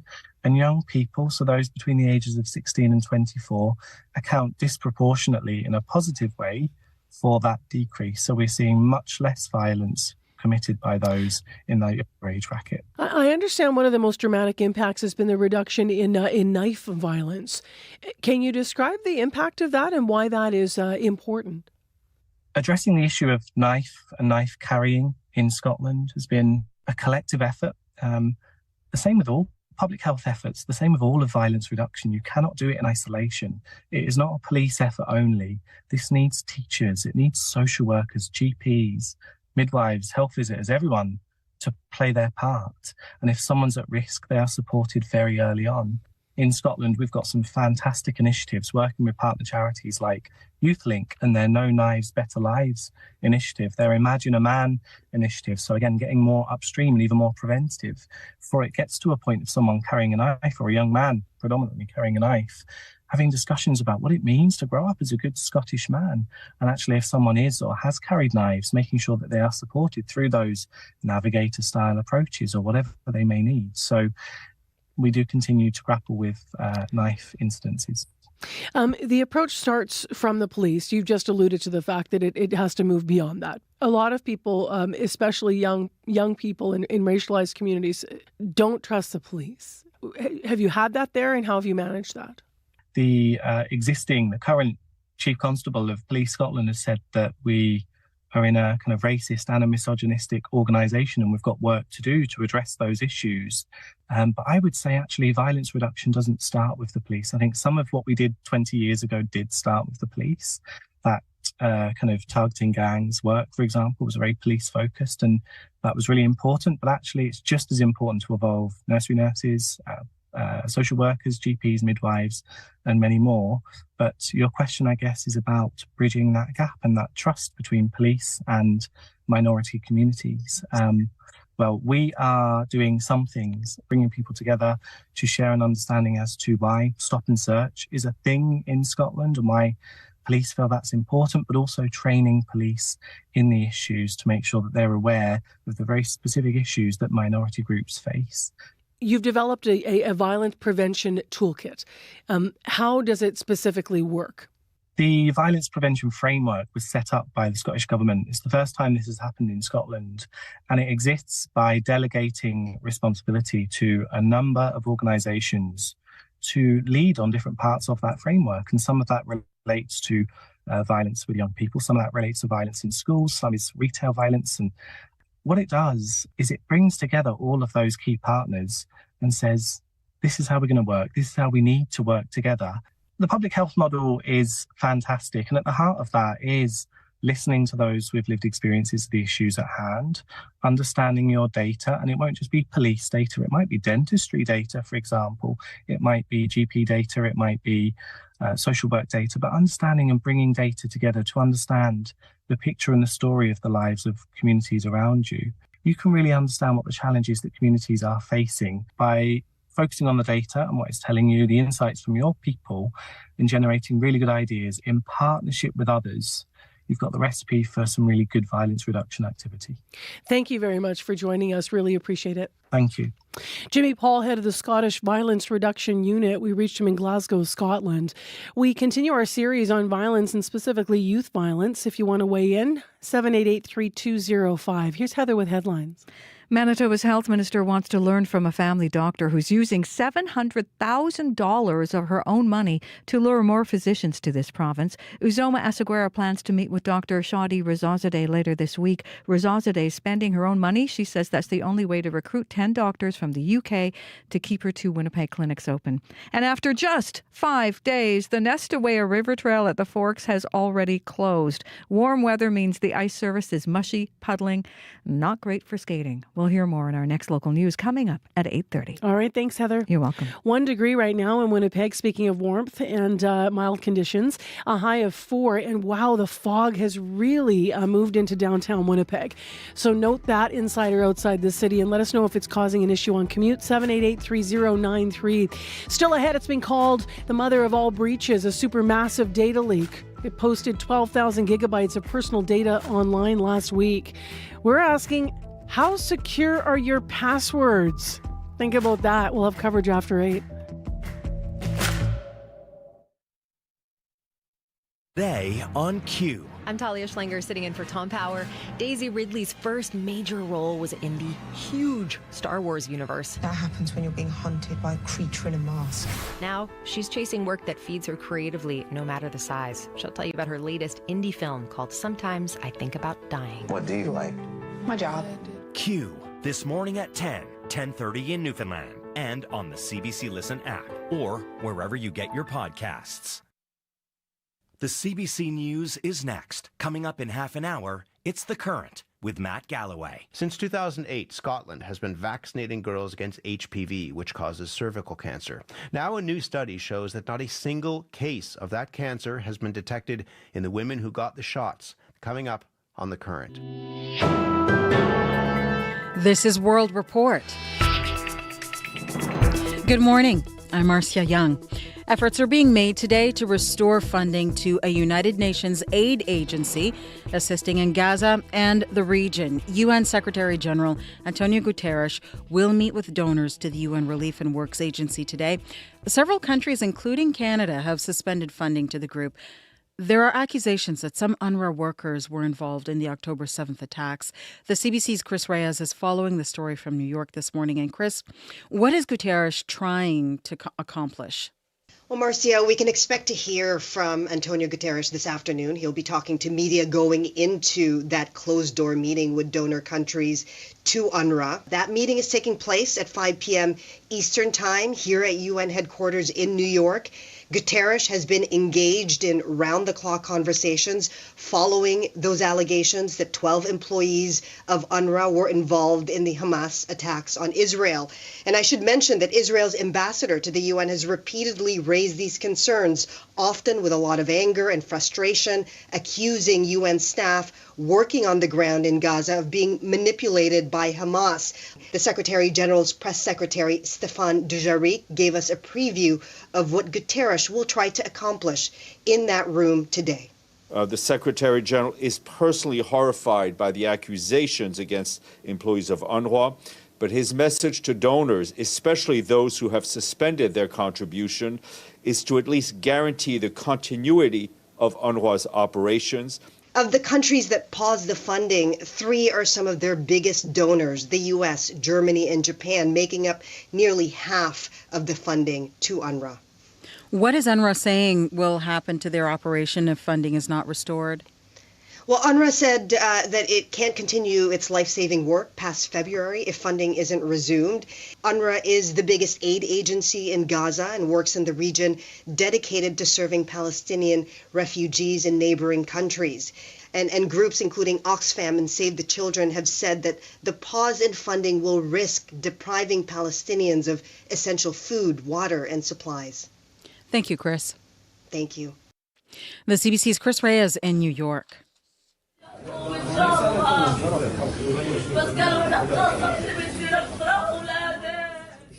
In the occupied West Bank, a crowd of mourners stands over a body at a hospital. 3 men were killed there in a raid this morning. The Israeli military says they were Hamas militants and claims they'd been planning an attack. There has been a surge of violence in the West Bank in recent weeks. Palestinians and their supporters accuse Israeli soldiers and settlers of using lethal force with impunity. The former Prime Minister of Pakistan is facing 10 years in prison. He's accused of leaking state secrets. Imran Khan and one of his top aides received a decade-long conviction just ahead of the country's next general election. Khan was ousted by his opponents in 2022. He's already serving a 3-year jail term on charges of corruption. The former PM is calling all the charges against him politically motivated. Khan's party says it will challenge the decision. There's more reaction this morning to the delay in the Canadian government's plan to expand medically assisted dying. Ottawa announced yesterday it is suspending the expansion of MAID to people suffering solely from mental illness. Some are arguing the plan needs to be changed altogether. Michael Cooper is an Edmonton Conservative MP. It is difficult, if not impossible, to determine whether someone with a mental illness will get better. And what that means is that persons who could get better will have their lives prematurely ended. Mark Holland is the Minister for Health in he says Canada's health system will not be ready for the expansion this March as planned. Government sources now say that will not happen before the next election, which must be before 2025. In the Northwest Territories, the community of Fort Smith is still looking for answers. A plane crash 1 week ago killed 6 people. Only 1 passenger survived. As Juanita Taylor reports, recovering the wreckage and the further investigation of what happened is being delayed by freezing rain. There was someone there alive, which filled us with a lot of hope. Canadian Ranger Gord Rothney recalls seeing a survivor when he got to the crash scene. It turned out to be just an absolute miracle. There was like excitement. I thought, okay, this is going to be okay. But that's not how it turned out. Rothney and his team determined that there were no other survivors. It became evident that there was nothing we could do. Investigators with the Transportation Safety Board say the 19-seat Jetstream burned for several hours after the crash. John Lee, Western Regional Manager for the TSB. During the accident sequence, a fire had started and it burned for several hours. So we lost a lot of what we would traditionally have as information in the actual aircraft wreckage itself. Lee says the cockpit voice recorder has been recovered. Pieces of the plane are in nylon bags, ready to be hoisted out by helicopter. Louise Bolio is from Fort Smith and knew all the passengers. I think right now a lot of people are looking for answers. And and we're not going to get that for a while until all the investigation is done. And I do know that we're still pulling together. The TSB says it could take up to 2 years to complete its investigation. Juanita Taylor, CBC News, Fort Smith, Northwest Territories. Politicians from the 3 Baltic states are in North America with a warning about Russia. The speakers of the legislatures from the 3 countries were in Ottawa. They say Russia is a growing security threat for the entire world. As CBC's Murray Brewster tells us, they presented their message to Canadian officials, politicians, and senators. I understand that when we speak from the Baltic perspective, it might sound somewhat dramatic and shocking. Victoria Šimilta-Nelson is the Speaker of Lithuania's legislature in Ottawa to reinforce a stark message. Democracies all around the world are under pressure from Russia and its autocratic allies. Šimilta-Nelson says the Baltic countries understand Russia better than most. Moscow plans a massive increase in defense spending this year, to the point where it takes up almost 1/3 of all government expenditures. Admiral Rob Bauer, the head of NATO's military council, wonders whether Western countries realize what might be coming. War and fighting is not only something of the military. I think a nation needs to understand that when it comes to a war, as we see in Ukraine, it is a whole of society event. Some politicians in Europe have shrugged off the warnings as alarmist. Not Lauri Hussar, Speaker of Estonia's legislature, who told Canadian lawmakers about some of his country's preparations, big and small. We are thinking about how to build more shelters for the people, and if the new houses were going to be built, it should be built already with a shelter. The Baltic politicians take their message to Washington today, where Republicans, skeptical of the war in Ukraine, may prove to be a tougher audience. Murray Brewster, CBC News, Ottawa. The director of one of Italy's most important museums has landed in some hot water. She made some controversial comments about the state of tourism in Florence. As Megan Williams reports, even though some were offended by her words, few Italians disagree. It was these words, uttered out loud to a journalist. Sarà difficile farla tornare vergine. Once a city has become a prostitute, it's difficult to turn back into a virgin. That have caused a furor in Florence and beyond. They were said by Cicely Holberg, the director of Galleria dell'Accademia, that showcases Michelangelo's famed sculptural masterpiece, David. Holberg was talking about the effects of mass tourism on the Renaissance city, how ordinary shops, bakeries, and vegetable stands are now gone, replaced by trinket and souvenir vendors. Her metaphor offended many. Former Premier and one-time Mayor of Florence, Matteo Renzi, said Holberg should apologize or resign. But few in Italy argue with her point, that the grab for short-term profit from mass tourism, people converting homes into Airbnbs and setting up tourist shops where locals once bought bread, has all but eroded the fabric of cities like Florence, Venice, and even the historic center of Rome. Holberg is hardly the only cultural leader to voice concern about mass tourism. In Venice, 3/4 of local inhabitants have left over the past 50 years or so, as mass tourism has overrun the city of canals. The latest scheme to try to reduce the crowds is to charge day trippers an entry fee, a measure critics say is too little, too late. Megan Williams, CBC News, Rome.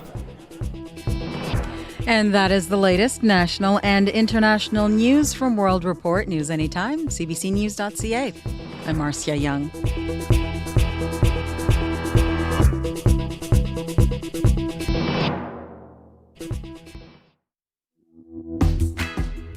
Good morning, Manitoba, and hello, Winnipeg. I'm Marcy Marcusa. This is CBC's Information Radio, live in downtown Winnipeg on 89.3 FM, 990 AM, the app, or on YouTube. Good morning.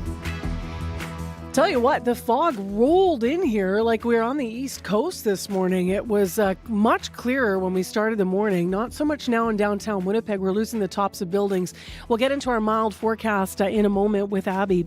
Also, this half hour on the show, do you have a good password? Maybe you just think you have a good password and it's not that great. CBC's Jim Agapito went out to talk to people about how you choose passwords. So we're going to hear that in the backdrop of this massive data leak that posted 12,000 gigabytes of personal data online last week. And then we're going to have a discussion with a cybersecurity expert about how we can all do better. Stay tuned.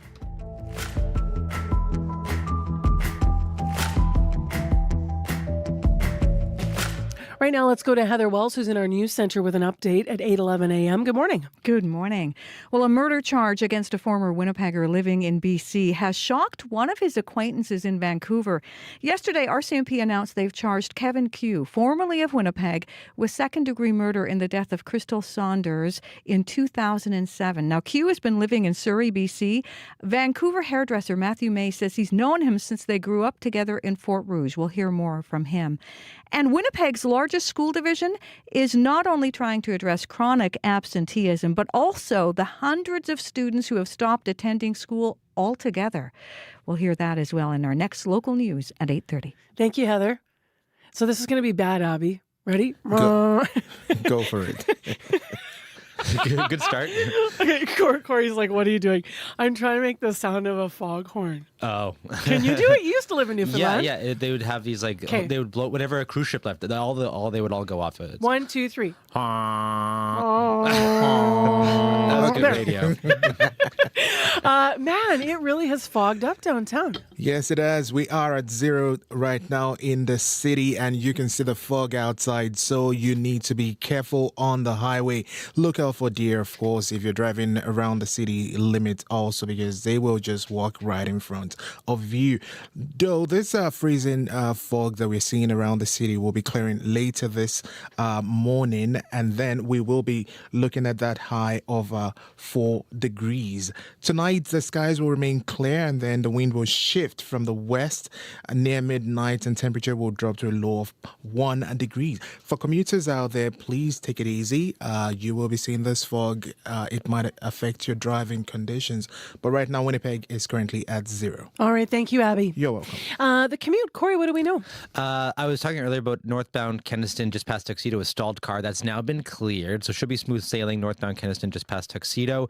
Though if you do plan to hit the Nestaway River Trail, we heard just earlier, got a call from Zach Peters on the commuter line from the Forks, who called to say that the Nestaway River Trail is actually now closed until they can get those overnight temperatures lower. And low overnight temperatures don't look like they're going to be below 0 for a few days here now. So if you plan to go down to it for a skate down to the Forks, you won't be able to skate down on the river there because it's a little bit too mushy from this warm weather. But yeah, if you see anything else going on out there, give me a call on the CBC commuter line. Heard the bike lanes are looking A-OK so far. 204-788-3093.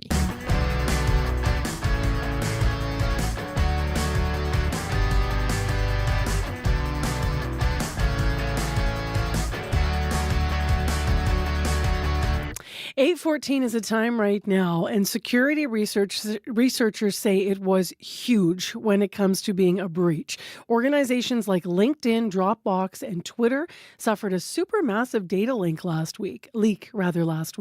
Forbes and cybersecurity company McAfee reported that 26 billion leaked records were discovered, and yeah, that includes passwords. Meaning many of us should be choosing new passwords in case we were part of that leak.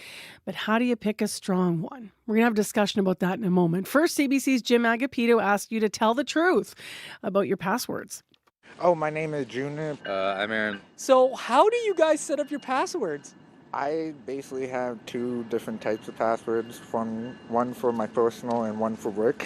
Yeah, pretty much it. Same thing, ranging from kids' names, mom's names, birth years, all that jazz. Do you think your passwords are secure? My social, no, but my work password, big time, yeah. Probably, yeah. But I use the two-way authenticator, so... When you're asked to change a password, what do you do in that situation? For my work, I do change a whole word, but for my social, I won't. I just will put an extra letter on it. Yep, same thing. Just change the password every now and then, a couple months. Add a money sign, add a exclamation, all that. My name is Margaret. How do you set up your password? I used to set up the same password with every single account because I'm aging. I need to remember, same password every time. Do you think your passwords are secure? Yeah, I kind of feel they're secure. Nothing bad's happened yet. You do have one. So is that one all the way across the board, including bank cards and all that stuff? Absolutely across the board. I keep it easy. What happens when you're asked to change your password? I'm not a fan of that because resetting passwords involves usernames, emails. That's why I try to keep it exactly the same every time. What happens when you do have to put up a new password? What do you do then? What I do is I try to think of like an original password that I had back in the day. I use that, but then I have to write it down to remember. Where do you keep that? On your phone? Do you put that? I'm curious. I have a little notepad, and I just put it on the notepad, and the notepad sits in my office, and yeah, it works out. My name is Lisa. How do you set up your password? I usually have a theme, and then I have the typical, you got to have a capital and lowercase and numbers and the symbols, and with my theme word, then when I'm prompted to change my password, then I stick in the same theme, but similar but different. So then how many passwords would you say you have across the board? I would say at least 30. How do you remember all of those? They are written down in a special book that's hidden. How secure do you think your passwords are? Well, they're secure to me. I'm locked out on a regular basis, so as long as I can reset, I guess I'm okay. How accessible is that, say, when you're out? I have to phone my daughter and say, honey, could you check the book for me and see if you could find it? Sometimes she can and sometimes she can't. All right, does any of that sound familiar? I bet it does. Jim Agapito from CBC talking to Winnipeggers about how you choose your passwords. After this big breach last week, it's got us mindful about it. Mark Perreault is in studio and been listening in on this. Mark is the Senior Manager of Security Assurance at Mozilla. That's the company behind Firefox browser. Hi. Hey, how's it going? It's going well. What stood out from you for that where you went, oh, don't do that? Yeah, I mean, I'd like to say that it's a surprise, but it really isn't. A lot of people struggle with passwords. There are many of them that you have to have for all of your different accounts and everything else. The one I think that's the kind of the most difficult one to hear is using the same password for everything. That's extremely problematic for many reasons. Is that more problematic than having a password that hasn't changed in like 20 years? I mean, if it's the same one across the board, I mean, they're pretty much equal. The biggest thing is that, if you have the same password for multiple accounts, an attacker could literally figure out all the different, figure out your bank, figure out your MasterCard login, all that stuff. If you're using one password, it's pretty easy for them to just carry that password across multiple different accounts. And also, if you're using it at work, that's a problem for the workspace as well, right? So now you're jumping into a corporate environment and everything else. So it's really a big deal. We heard people say, you and I were kind of looking at each other, I think, during this, when people were saying, well, it must be okay, nothing's happened so far. How much does a false sense of security play into things for those people that haven't changed their password in a very long time, or else they do share across multiple platforms? Yeah, so it's very similar to the way we look at corporate security as well. There's a lot of organizations that say, well, we've never been hacked, so we've been good up until now. It's the same thing on the individual basis as well, where people just think because it hasn't happened in 10, 15, 20 years that it's not going to happen.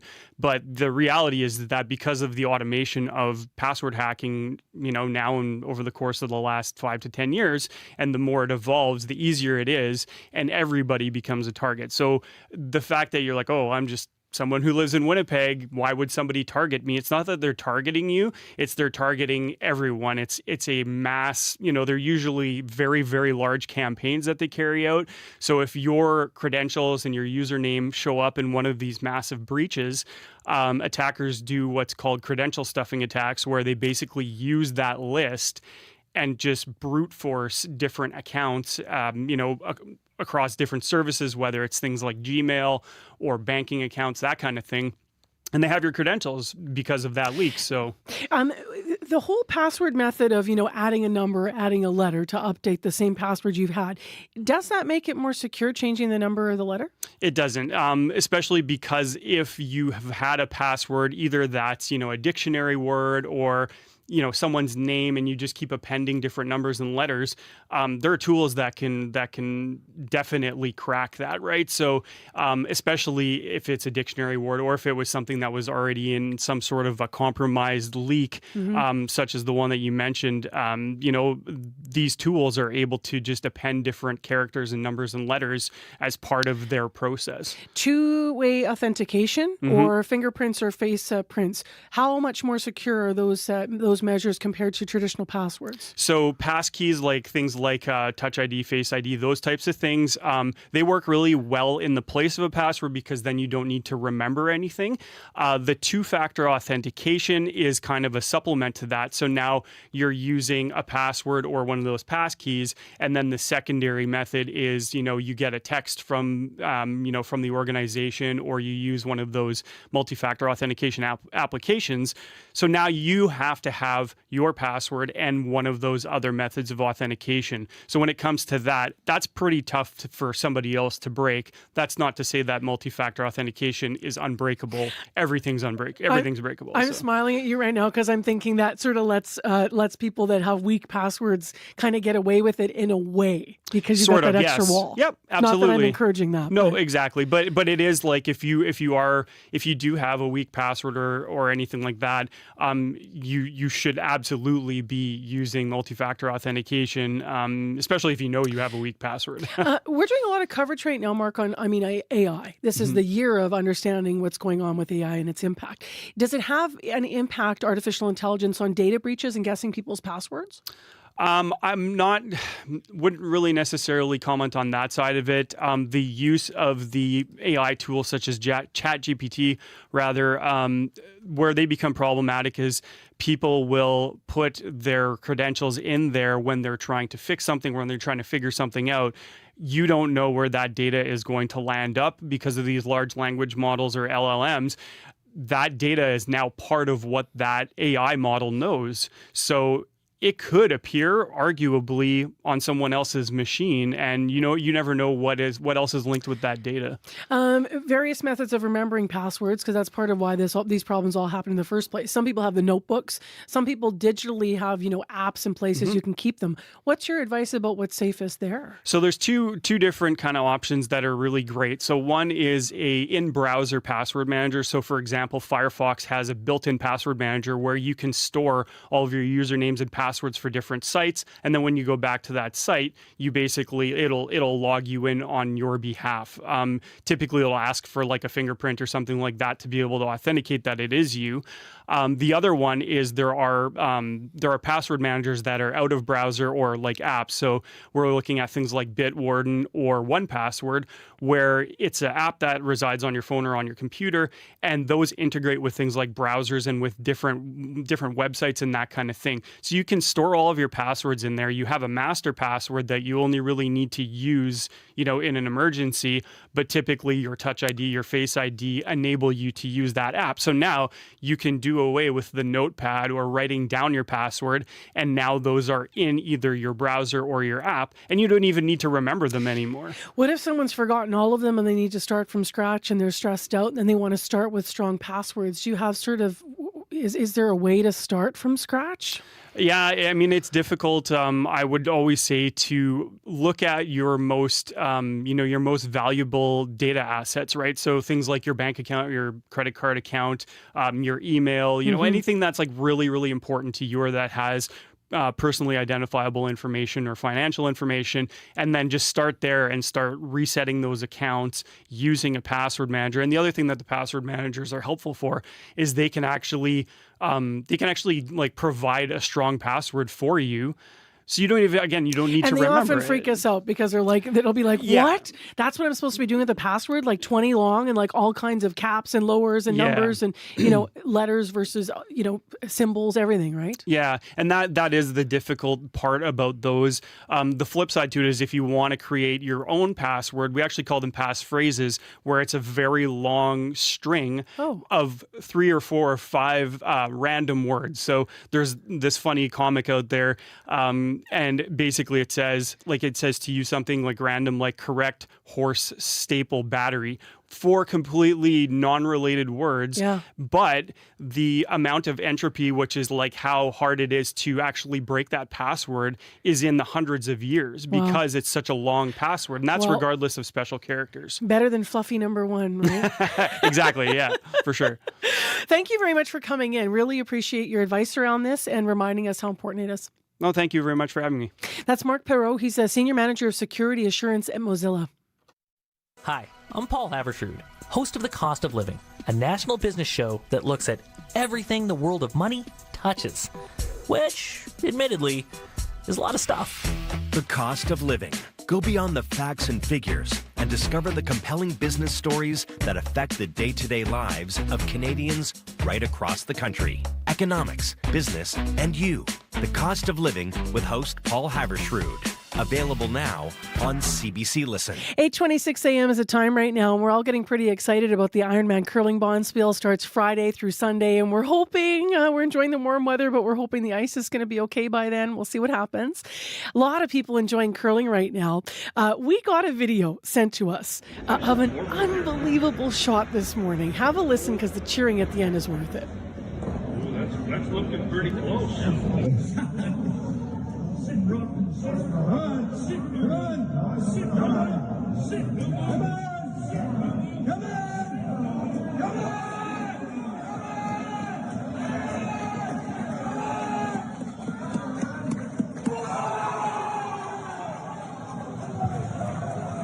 The man who made this shot, which is a curling rock going ever so slowly, and then right at the end, it makes this slight little turn, and it's literally right on the button. And it was a special button that you can see that the amount of space around the curling rock is equidistant. It's just amazing how centered this ended up. Ken Onagi made the shot. He's on the line. Good morning. Good morning. How are you? I'm fine. Where were you when you made this shot, Ken? It was actually at the opening ceremonies of the Manitoba Open, and it was at the Charleswood Curling Club. What did it feel like? It was surreal, to be perfectly honest. Initially, I was my main goal was not to embarrass myself in front of a curling royalty, so be it. But it was very, very exciting, and I'm still in shock. It gives me chills every time I hear that video. People I know you posted it, but all kinds of people actually are sharing it. One of the listeners shared it with us this morning. That's how we saw it. It's moving so slowly, the rock. There's not even anyone that swept it. How confident were you? I guess I should ask, at what point in its trajectory did you think this could be a good shot? The louder the screams were going, the closer I thought that I might actually have a chance to get close. And basically, the thing was a promotion put on by Not Auto Corp, and they do it every year through the Manitoba Open. And the point is if you completely cover the pin, you have a chance to use a Tesla of theirs for a month. And if you get close, you get it for a weekend. And apparently I was the first one to ever do that since the promotion started. So you're driving around in a Tesla? Well, I haven't quite picked it up yet. I'm a little hesitant with the winter weather and all, but I'm really looking forward to picking up and driving it around for sure. Who do you curl with? Do you curl like on a team? I curl at the Assiniboine Memorial Curling Club, and I've been a member there for quite a few years, and I'm currently the past president there. So I curl 3 times a week, and I actually have curled at the St. Charles Curling Club. Usually once a year we have a bonspiel there that I enter a team in. So it's cool. Yeah. You ever made it? Obviously, you haven't made a shot like that before, but have you hit the button before? Well, as my team would attest that participated in the Manitoba Open, I missed most of my draws afterwards. So that particular shot was definitely a 1 in a million shot. Oh, it sure is. So just leave us last. Thank you for picking up the phone this morning. I just had to hear from the person that made the shot. But leave us last with why you love the sport. You know what? Curling is one of those sports that you can participate whether you're 5 years old or 85 years old, and you can actually compete competitively with all ages. And I curl with my entire family, and I have an opportunity to participate in bonspiels or tournaments with my 3 daughters and my wife. So you can't beat a sport like that. So awesome. Congrats on the shot, Ken. I'm posting it to my Facebook page with your permission. I hope that's okay. Absolutely. So cool. Thanks for being with us this morning. My pleasure. Ken Onagi, he hit the button. Wow, did he ever. We'll share that on our Facebook page. And Friday, remember, CBC is a sponsor of a charity event. It's the Ironman Bonspiel. Right now, your CBC Winnipeg News. This is CBC News. Good morning. I'm Heather Wells in Winnipeg. At 8:30, we've got some freezing fog moving into Winnipeg right now. We're at 0. The melt continues, a high today of 4 as the sky clears late this morning. A murder charge against a former Winnipegger living in BC has surprised one of his acquaintances in Vancouver. Yesterday, RCMP announced they have charged Kevin Q, formerly of Winnipeg, with second-degree murder in the death of Crystal Saunders. The 24-year-old's body was found near St. Ambrose in 2007. Q has been living in Surrey, BC. Vancouver hairdresser Matthew May says he's known Q since they grew up in Fort Rouge. It's really shocking. I couldn't tell you that I could ever see anything premeditated. He just doesn't seem like, or hasn't shown any characteristics of someone who would be premeditating abuse towards anybody or anything. May says he last saw Q about 7 months ago when he cut his girlfriend's hair. You can read more on this story on our website this morning. Manitoba's health minister wants to learn from a family doctor who is using $700,000 of her own money to lure more physicians to this province. Uzoma Asaguera plans to meet with Dr. Shadi Razazadeh later this week. Razazadeh is spending her own money, saying it was the only way to recruit 10 doctors from the UK to keep her 2 Winnipeg clinics open. Asaguera looks forward to speaking with the doctor. I'm very eager to meet with Dr. Shadi. I'm very eager to learn about her innovative approach to recruiting doctors to her practice, but to also understand how we can better support her and doctors like her so that they have a good work-life balance as they work in healthcare in Manitoba. Razazadeh is paying $40,000 a doctor to a recruitment agency. She's also covering one-way flights, a month of housing, and a rental car. And Razazadeh will give each doctor $17,000 cash for a 3-year commitment. A former police chief says the death of a man following an encounter with Winnipeg police highlights the need for body cameras. A man died over the weekend after police responded to a domestic-related incident. Videos posted on social media show a limp man face down in the snow with a number of officers on top of him. The videos then show police carrying him away. Cash Heed was chief of the West Vancouver Police Department from 2007 to 2009. He says none of the videos he's seen shows everything from the time officers arrive. We've got this culture within policing that they think if we're being watched for everything we do, we are going to be criticized. I look at it the other way. If you're being watched for everything you're doing and you're doing it as you're trained to do, you're doing it within the laws here in Canada, you will actually have full justification for that. Winnipeg Police Board Chair Marcus Chambers says he plans to discuss body cameras with the provincial justice minister. Winnipeg's largest school division is not only trying to address chronic absenteeism, but also the hundreds of students who have stopped going to class altogether. They are the missing or unaccounted for. Superintendent Matt Henderson says his division has roughly 200 students who have fallen off their radar. That's significant. That's worrying. Right? I don't want to downplay that and just say it's just that number. I think anytime a child is not coming to school, that's an emergency. Henderson says it should be a wake-up call for change, which it was in his division. Students will no longer be dropped from enrollment after missing classes, and there must be follow-up before any student is removed. He says it will ensure they're able to track them down better. Well, almost as soon as it opened, the Nestawaya River Trail at the Forks has already closed. The mild weather this season meant the latest start ever for the popular skating, skiing, and walking trail. But Zach Peters at the Forks says with temperatures above freezing overnight, the ice surface is turning to mush. But they just simply make it rather unskateable. It causes puddling on top and pooling of some of the water that will melt, and then quite mushy. So both for walking and skating, just not even very enjoyable to be out there.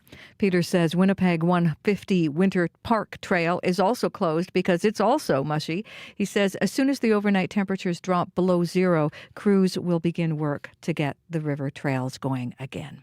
You can find the latest news updated throughout the day. Just head to cbc.ca/Manitoba. Heather Wells, thank you for the morning. Thank you. And we will talk to Heather again on the last day of January, which is tomorrow. Wow. Abby Adeyemi's in, though, with a word of caution and also to talk about this fog that's hanging out. Freezing fog. That's my last take for this morning. Winnipeg is at 0. Gimli's at 0. Steinbach 0. Morris 0.